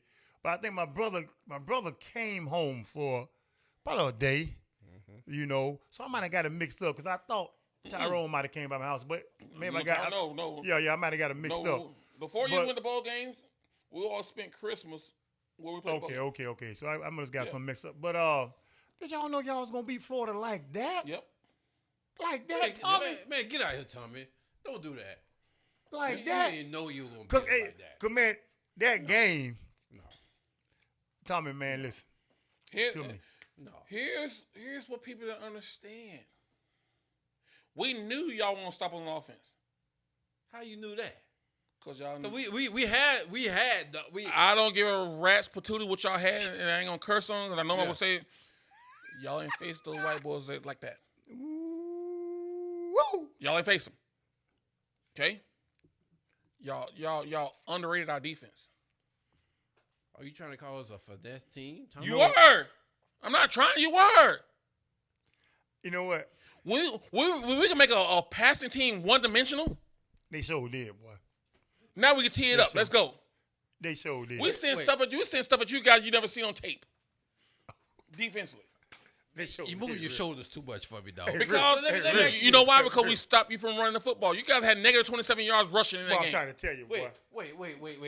Wait, Green. My whole household was just sick, boy. Oh Lord, boy, that game up. Before the game, even his brother couldn't handle what we were sitting at him. Sure couldn't. I want to ask you a question. I don't like how you disrespect this, my boy. Just to be honest with you. Hey, pop on the tape. The eye in the sky never lies. When they told you that my homeboy was running the option in our scout team. Who, Doc? I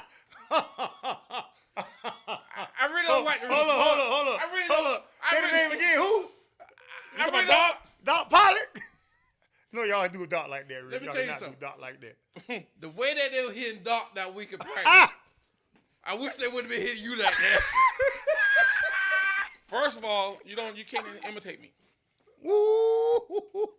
That's the wrong thing they just try to imitate. Well, he a Manatee Hurricane guy. Why would you say that? Once again, he can be in the South, he can be in Paramount. You can't imitate me. Ooh, that's what I'm talking about. You can't imitate me. But we got touchdown Tommie in here today. You can try, but you can't. See that? Because here's what people don't understand. Championship. That's a champion right there talking, boy. I was a beast with that ball in my hand. Man, I'm throwing my car. I don't need these cars no more, man. I don't need them no more, baby. But we backyard talking right now, boy. And Florida just got the rap that they didn't want. They caught me and they caught us on the wrong night. Because we got tired of hearing the fun and gun versus this Nebraska slow run game. Right. That pissed you off. I guarantee you, we were faster than you guys. I'm going to be honest with you. On grass. I'm going to be honest with you, big dog. You was on the field. You was on the team. I was a freshman, redshirt freshman. I was you were impressed. I got. You were impressed. I'm not gonna say that. But what I will say is, it felt like you guys were that much better. I would agree. I would agree. That night, you guys were that much better. We could have played you guys 10 times and probably beat you 10 times. Yeah. That's a bold statement. It's a true statement. You know why? You couldn't even stop us from running the football. At all. And I threw 2 interceptions. And listen. Who you with? Hey, it don't matter. No. And I threw 2 interceptions in that game. Hold up. Yeah, my brother played. Yeah. I was rooting for Big Green. Yeah. But facts is facts. Y'all didn't stand a chance that night, man. And I threw 2 interceptions in that game. I threw 11 my whole career and 2 came in that game. Well, Tommie, let's get to the run. You sure you want to talk about that? Well, let's just get to it real quick. Cause y'all was soft. So you saying my homeboy was soft? You just say truth be told, y'all was soft. So you saying my boys were soft? Big Green, you listen. You know why I say that? You listening, Big Green? Because them Big dogs, Green, you listening? the offensive linemen pounded their ass. That's why. And back then they didn't want to tackle. They got tired getting hit in the mouth. So were you pissed off when you came and played against the Mighty Gators? No. Why was I pissed off? I'm more pissed off with Florida State and Miami than Florida. Because I know you guys didn't have a chance. I'm done with this conversation. We're I'm talking done with this girl. And me and Steve Spurrier were great friends. I just saw him in December in the College Football Hall of Fame dinner. And every time he sees me, he always say, that was probably the best team I faced my whole career. You know what I would say, Tommy? I would have to agree with that. Yeah. I will agree with that statement. As far as me being in my Gators career, that was the best team that I ever saw play on that gridiron. And the thing about it is, man, the way they handled their business, the way they went about, because it was a lot of Florida talk. It was a lot of Florida talk. Tons. It was a lot of Florida talk. And guess I what we didn't did? hear anything from Nebraska. Why? We didn't need to talk. I didn't hear anything. We don't need to talk. We you step on that field, you might beat us, but you're going to be in a dog fight to beat us. You better bring breakfast, lunch, dinner for 2 days. Because that's what it's going to be. Tommy, now that whole year, your whole senior, you played I played here. every game. Yeah. Every game that year. We got time. We got time. We got time. You played every snap that year. I didn't play every snap.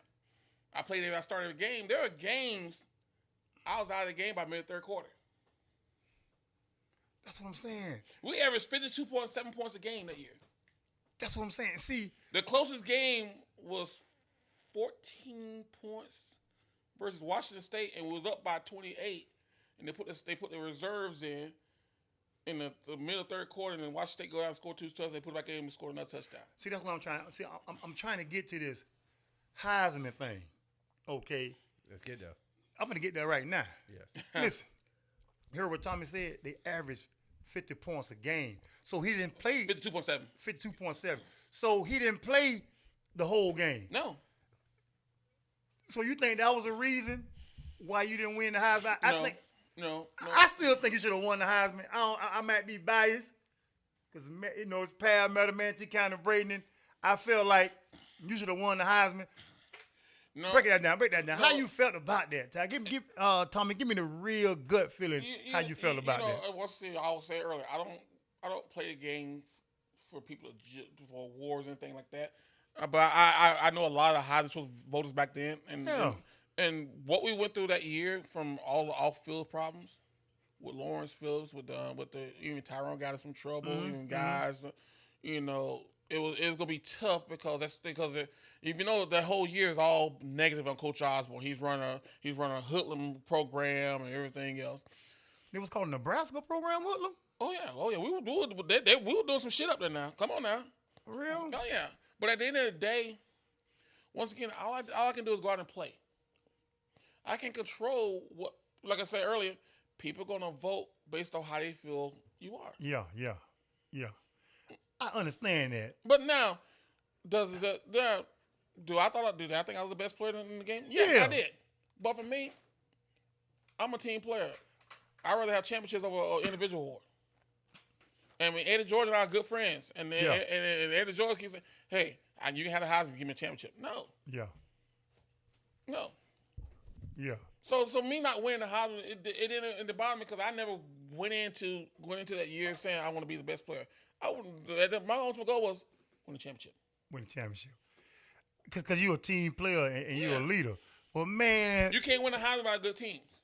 Well, man, Tommy, man, you was a Heisman Trophy winner all day long. I don't know what they didn't see. I'm not taking nothing away from Eddie George. Well, I am. But Because my I would take something goodness, man. because Eddie George wasn't even the top rusher in the Big Ten that year.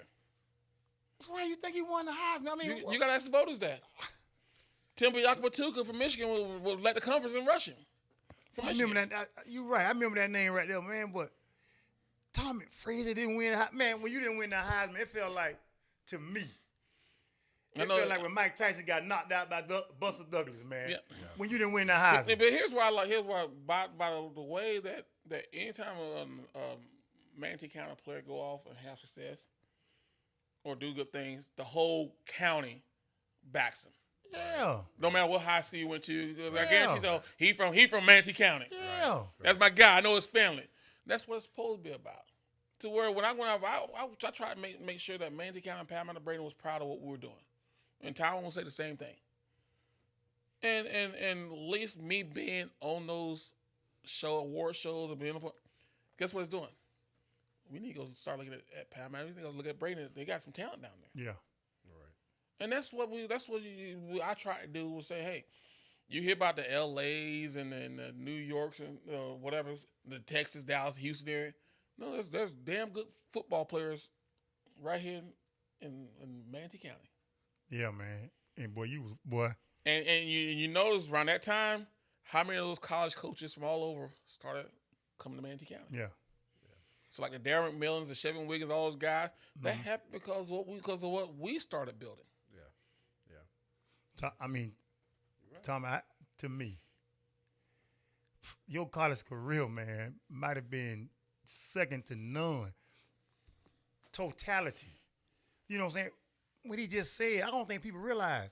The man, they averaged 52 points a game. He didn't even play all them games. He didn't play a lot of fourth quarters. No. If he'd have played the fourth quarters, his stats would have been like, man, I don't think people realize how good this boy was. Man. Green. Skip all Huh? that. Skip all that.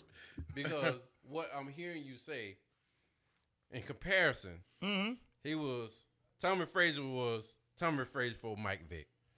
Yeah. Tommie Frazier was Tommie Frazier before Lamar. Yeah. So I'm gonna ask you, Tommy, since I have you here in the seat, Mm-hmm. because people may not know. People don't understand. I was Tommie Frazier for Donovan McNabb. Yes. I was But that's what I'm talking about, man. And here's the sad thing about it. Donovan McNabb was being recruited to Nebraska. He didn't come to Nebraska because I still had 2 years left. Ooh, boy, I'm glad you said it because I was gonna compare And you to Donovan. and all those guys thank me because I changed what NFL style teams were looking for in a quarterback. Because now look at what you see now. I was Michael Vick. I was Donovan. I was Lamar. I was Patrick Mahomes before they were. Been a mobile quarterback, athletic quarterback, can do it all. I changed that mindset. I'm trying to tell you real. I don't think kids. And the only reason I know I did that because I still have guys who were scouting me back then. I'm good friends with them for the Raiders. Saying, no, we're going to draft you. Your blood clots kept you from us not drafting you. Because I was a winner. Right. Kids out there in Facebook. Not man, everybody's done. I was a winner. Who watching this thing live? All y'all little league coaches, y'all get y'all team together and y'all put on Tommie Frazier highlights, and y'all can see how real his brother was. So, you hear me? So Tommy, so you saying, I mean, looking at your career and how you played football, you was a physical quarterback. You was a quarterback that ran the option, but also you was a quarterback that dropped back and passed the ball. Let me tell you this. 99% of times when a quarterback get hurt, why? Because they're not being physical. We had one rule at Nebraska. Please tell me. I need If you're running the football, you don't slide, you don't run out of bounds. You lower your shoulder. Because when you pull up, or you slide, or you're going out of bounds, you're not being physical. How many times have you played a game to where someone delivered the ball to you and it hurts you more than when you deliver the ball to them? It's the same thing. Absolutely. And so by us, that's Coach Allen. If I ran out of bounds, I got knocked down a grade. I got points taken off my grade. So they graded you like that? Yes. Man, that's crazy. So now listen, real. That's different. Listen. It's a different mindset though. That's different. Yeah. Yeah. But you never really saw. You go back and look at the history of Nebraska quarterback. You never really saw them get hit and off a hard hitting and go out of the game. Right. It may have been a fluke deal. Got pushed out of bounds. But them delivering a blow, you never saw them get knocked out of the game for delivering a blow or going to a hit. Never. Now listen to this.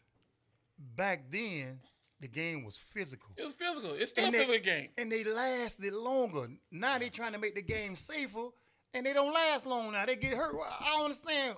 How did they last back in the days when it was rougher? Right. Now it's not that rough, and they can't last. Because you practice that way. They don't get hit in practice now. They don't do full contact practice anymore. Right. Right. They don't do They don't do full pad practice anymore. It's like 1 day full pad. Everything is so the game is different. But you can't say it's gonna be a physical game. But we're not gonna hit and practice. We're not gonna teach them out because now that's why you start to see all that. You don't think all these guys are getting hit, because didn't get hit that way, but they prepare for it. Yeah. And then the more you get hit, the more you learn how to take a hit. Yeah. There you go. So It's wild, man. So Tommie. But we can go all night with Tommie, man. We can't keep Tommie here, real. We can't keep him here, real. We can't. Tommie got to go back to Nebraska, boy. So just so you know, Tommie, you ended up your career and the accolades that you gathered while you were at Nebraska is just amazing. Finished up as a Hall of Famer. Number 15 was retired. What would you say? It is. I want to know two things. What would you say was your most prized accomplishment? Graduating. I was the first one in my family to graduate from college. My immediate family. You know, and you know, when you go to college, there's a lot of people go to college and they go for football, sports, don't finish because something happened. But me graduating was like being the first in my family. Like that meant more to me than anything. Yeah, and that my younger brother was able to go to Florida and graduate from Florida, which kept it going. And so, graduating, everything I did on the field doesn't mean anything because sports don't last so many years in your life. Right. My degree, they can never take away from me. Absolutely. So that right there, I'm assuming your mom was more proud of you graduating from college than all the touchdowns you ran. I still remember growing up, if I brought home a D, I couldn't go to play. I couldn't play sports. A C was skeptical. I had to get A's and B's because C is just average. My mother always said, you're above average. I want to see A's and B's. I want to see C's and D's. And if I got an F, I wasn't play at all. Tommie, that's big, man. Out of the 3 Florida teams that you played in the national championship, which one was the toughest, you would say, as far as defense wise? Probably Florida State. Why Florida State? Florida State had some dogs. Florida State, Miami had dogs, but Miami was more talk than anything because we physically beat down Miami defensively. Okay. Florida State, they were there the whole game to where we weren't going to, it was like a battle for battle. Right. So that game went down where it should have went. Miami, we physically beat them down offensively and defensively. Some names on that defense were? On Florida State? Yeah. Oh, you had, what was Derek Brooks. You had Ken Alexander. You had you had a couple of DBs that went Sawyer, yeah. It was a battle. That championship, it was a battle. Yeah. Miami, they talk, and then we beat them. We physically beat them down. Okay. Florida, I'm sorry, but we faced better defenses in the Big 8 than we did your team. Serious. Got it, dog. And that's what people don't really understand, to where we were battle tested before we got to Florida. We saw Florida like, okay, they're small. They're small. Right. And so that's why we won because offensively, like, okay, they better outscore us. Because y'all thought we need to outscore you. We did. The whole world thought. Yeah. Our mindset was, we led the country and nation scoring. Yeah. Running the football. They better outscore us. Yeah.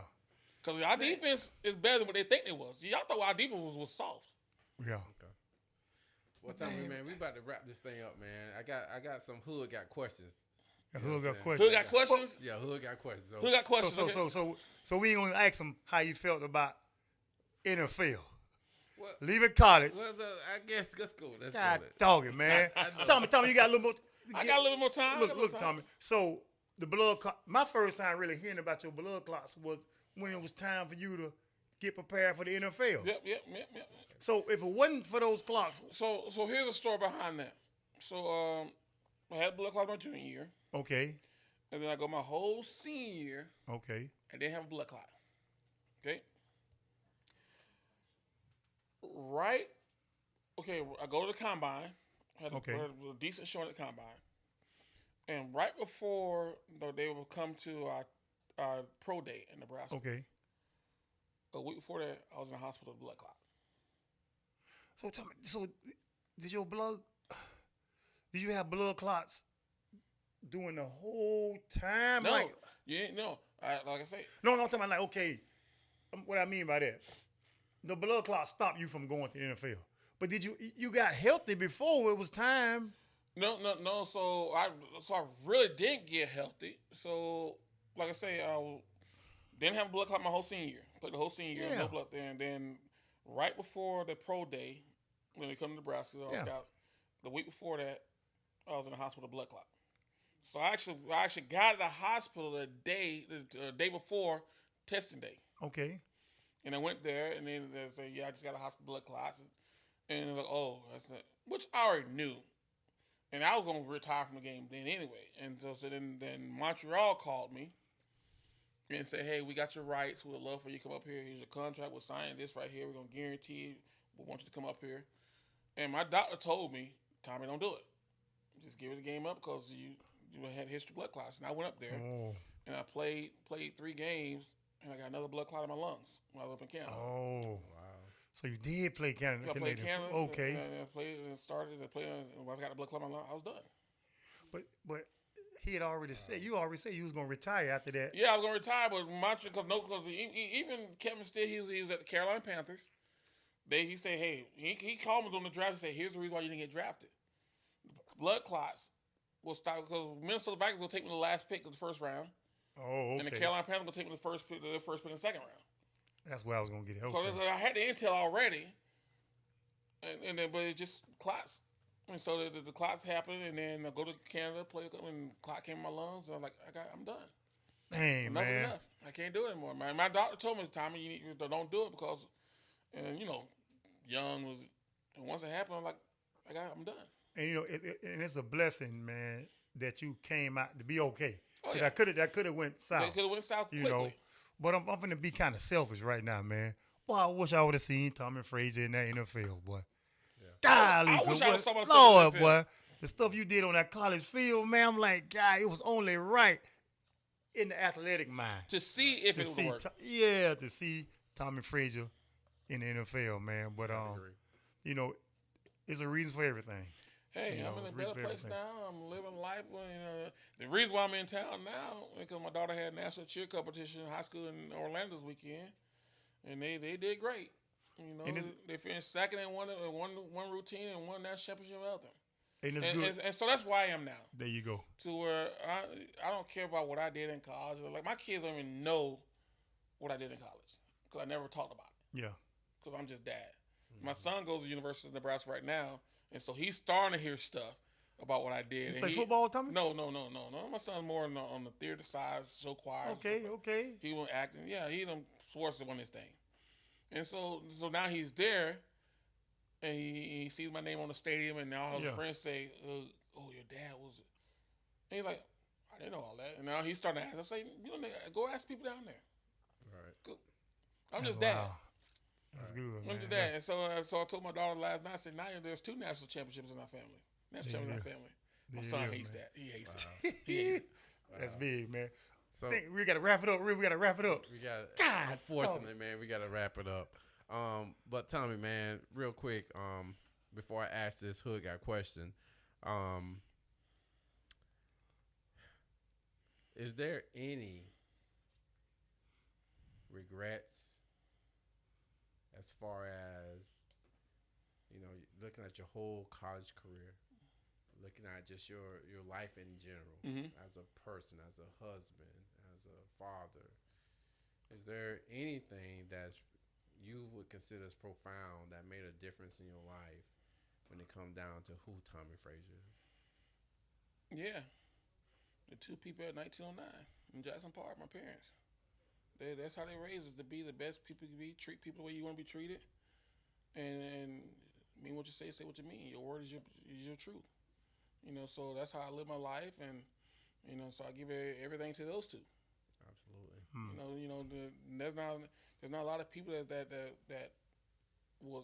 had the ability to have both parents in their house. Think about that. Yeah. And through your whole time, and with the values that they show, with a strong mother and a dad who worked his butt off to make sure that we had what we wanted. Mm-hmm. What more can I say? That's big, man. I mean, shout out to the Frazier family, man. Yeah. Your mom and dad. Like I tell you, boy, listen, Tom, I'm going to tell you, boy. Your mom sometimes be the talk of the shop. They say every time they see Miss Frazier, boy, her hair is always on point. She gonna have it on I'm point. talking about, boy, on point. Yeah, see, Yeah. There's a lot of people when they start turning gray and all, Yeah. they want to die. Like, when Man, mother start turning gray, she's like, I'm gonna let it grow because this is me. Man, you And say now you- everywhere you go, people like, ooh, I love that look. Yeah, so, man. Yeah. Yeah, so. That's big, Tommy, man. Golly, man. But I really, really enjoyed watching you play I appreciate football, man. I'm talking about, man, you was electrified, man, and it's big, man. And a lot of these kids in this era don't know Tommie Frazier, but they gonna know him tonight. it. They gonna know him tonight, And baby. that's why I always tell people to where you don't need to be the biggest, you need to be strong, you need to be the fastest. Mm-hmm. Just have the heart, determination, and the will to be great. Mm. But let me ask you one more question before we go. Got a question to bring. Okay, I got one more to get in. All right. Tommy, do you ever think about coming back home, running the Tommie Frazier quarterback camp? Well, glad to say I do have the Tommie Frazier Foundation, to where it's COVID kind of hurt it. Had to raise funds for kids who can't afford youth sports. Okay. That's what my passion is, because with youth sports now, out in Nebraska, I know in Nebraska, everywhere the fees are high. Okay. A lot of people, a lot of these parents and can't afford the deposits on just renting out uniforms. Okay. And so that's what I'm doing, and if that leads to me coming back here doing football camp, if I can find the right partners, when I say partners, people that are financially Yeah. allow me to do it, then I'll love to do it. But it's hard to put on stuff like that when you don't have the right financial partners. Yeah. There you go. All right, Tommy. So who got questions, Brick Dog? I got 4 questions. We in the for hood? The hood, In baby. the The hood. hood, In the baby. hood. We got 4 questions. One from Reggie Corbett. Reggie Corbett, what Reggie up, baby? Corbett. Classmate, baby. Have you had any opportunities of being a head coach, whether it's Nebraska or in Manatee, at Manatee High? No. And Manatee would never happen. And there's some stuff that happened at Manatee that kind of soured my taste with my younger brother, to where I won't even step on that campus again. Mm. And we're going to leave it at that. Truth be told, not real. Gotcha. I told you the boy ready, man. I told you he was ready, man. Who was the best athlete in the Frazier household? My brother Mel. The best. My brother Mel. A lot of people don't know him because he was always in trouble and stuff with the law, but he was the best athlete in the family. Wow. What was the toughest Southeast defense that you faced?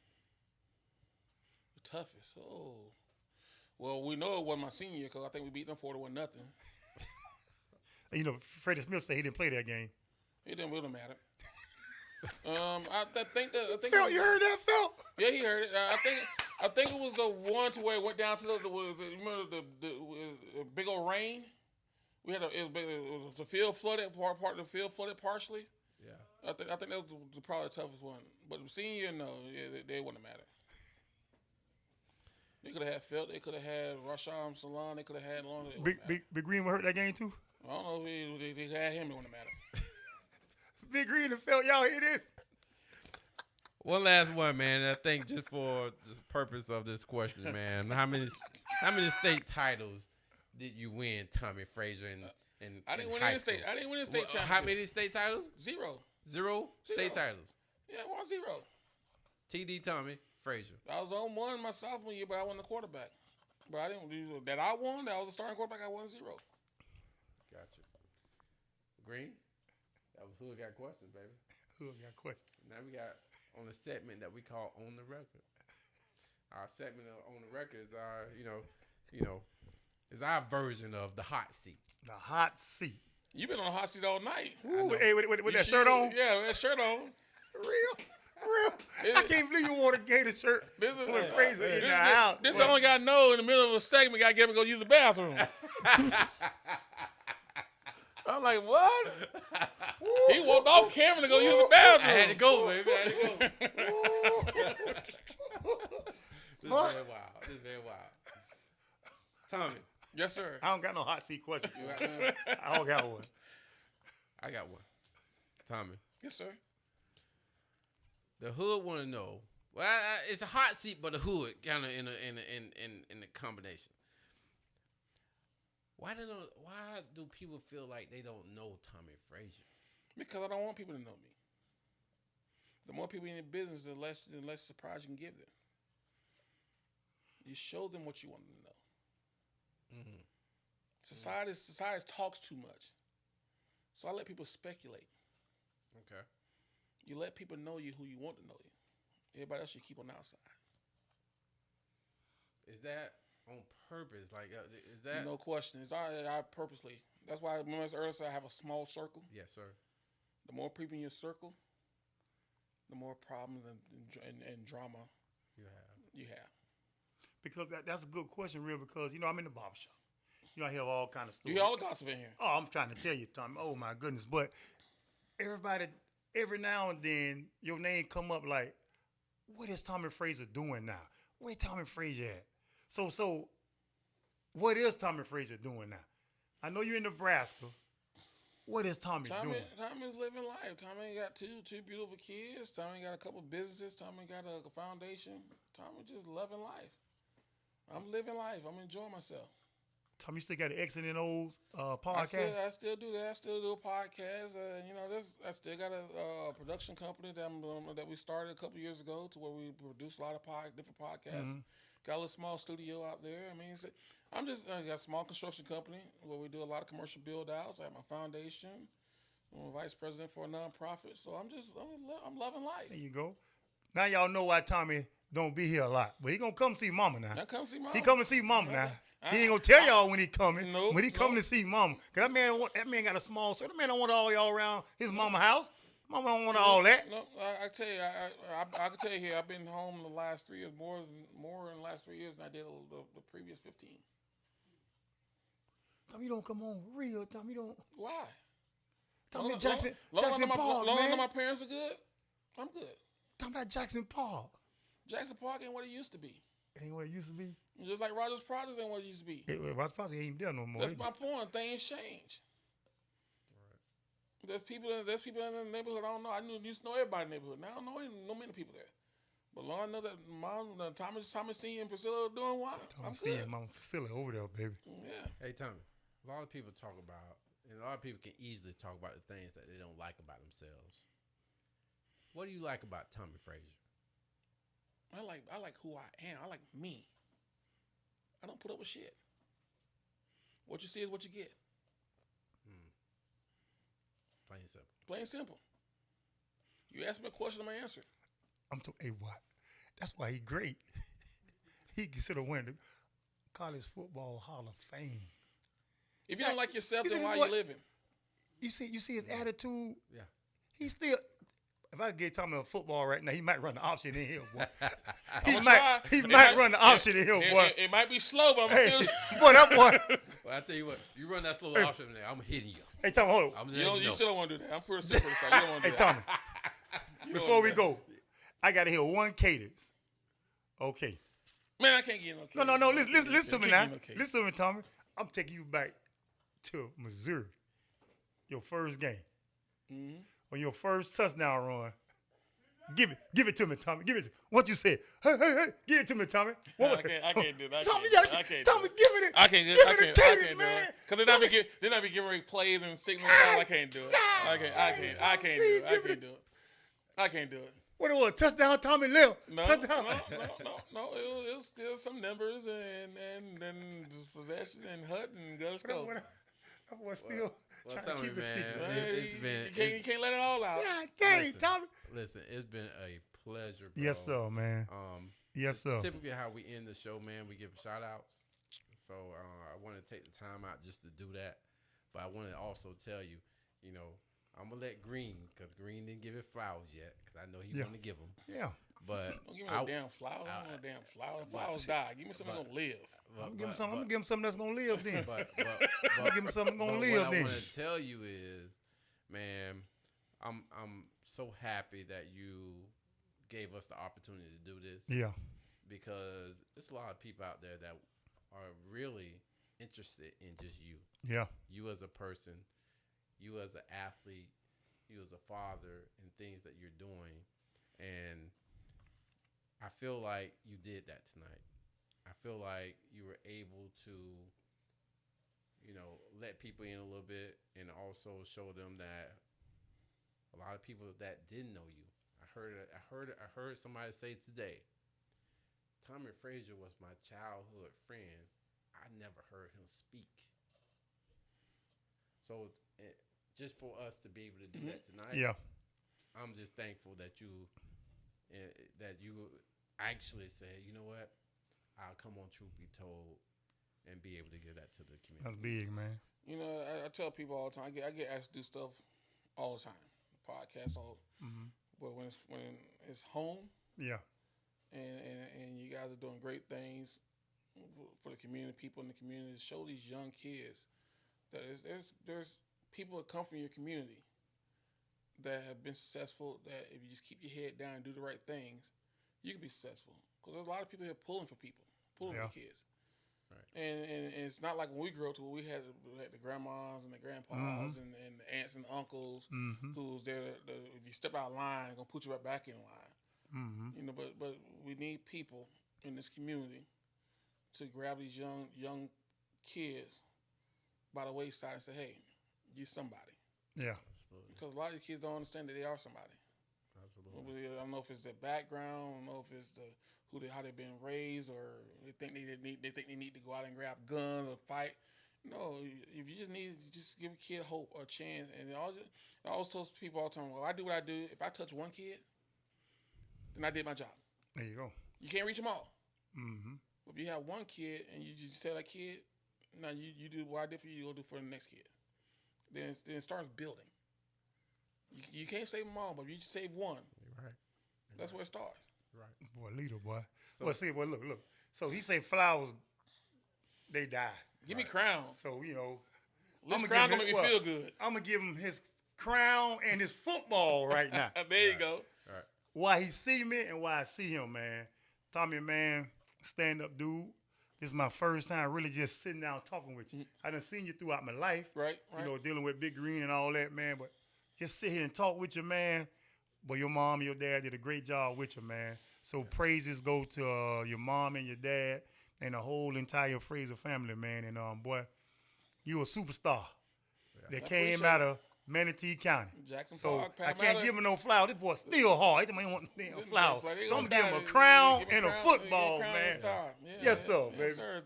Jackson Park, baby. That's where it all JP, started baby. for me. Collard greens, black eyed peas. And So Green, man, we down to the shout outs, baby. What you got a shout out today? yeah, man. I'm going to give a shout out, of course, like I always do, Yeah. to my wife and kids. Yeah. Okay. And to the 941. Used to be the 813. Boy, back in the days. Ooh. Back in the days, boy. That's Back why in the I days. grew up 813. Back in the days. And I also want to give a shout out to Tommie Frazier, man, for giving us his time. Yeah. And that's it, man.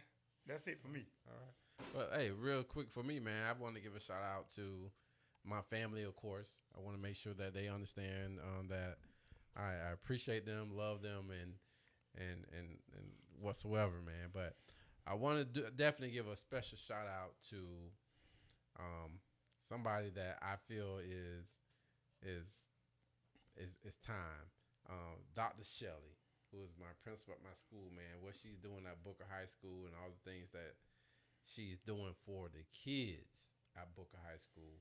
I want to give a shout out to her Booker Promise, and everything else that she's providing for scholarships and opportunities for every kid at Booker High School to be college and career ready. A big shout out to Dr. Shelley. T. Man, I want to give a shout out to my family. They're the ones why I do what I do, because I want to make sure that they're proud of me. You know, my niece gonna get mad when I give a shout to Monk. Yeah. Monk, what's up? I know she laughed right now and said you wrong for that. You know, but no, just my, I want to give a shout to you guys because you guys are doing a great thing here and keeping the news out there so these young kids can understand, listen to different stories about being successful. Because we all have a different story. We all view success different, and we all played the game here in Manatee County, whether it's Bay Shores, Southeast, Manatee, Palmetto. And I'm gonna call out Lake River Ranch, Braden River, Braden Creek because they're part of the county. Each one teach one. Right. And so if we can teach this younger generation what it was like and what it's like to be successful and put them on the path to be successful. That's why I'll get shot to because you guys are doing a great thing with this show here. Getting these old stories out there. So so now these young kids go back and these young dads and mothers go back and say, hey, go watch this work out here. Yeah. Boy, please watch them. And so that's why I want to do. You guys are doing a great job. Continue the success. If I could ever help you guys with anything, let me know. Appreciate it, baby. Appreciate it, baby. So like they always say, Green, Boy, listen. I got to say this. Yes, sir. Like I always say. Everybody can talk, but everybody don't tell the truth. Yes, sir. Tommie Frazier tells the truth, boy. Yes, sir. And don't care. You hear me? And don't care. Boy, he don't care. Because he ain't trying to hurt no feelings. He just telling the truth. Because what I heard him say, it could have been Florida State, Miami side. Yeah. It could have been the Gator side. Yeah. But then there's the truth. And we know, just in case you didn't understand, Tommie, touchdown Frazier. Yes, sir. When you come on Truth Be Told, you are officially on the record. That's the only way I like it. Welcome to Truth Be Told with T Green, Real Deal, and Coley Cole. Yeah. Welcome to Truth Be Told with T Green, Real Deal, and Coley Cole. Yeah. Welcome to Truth Be Told.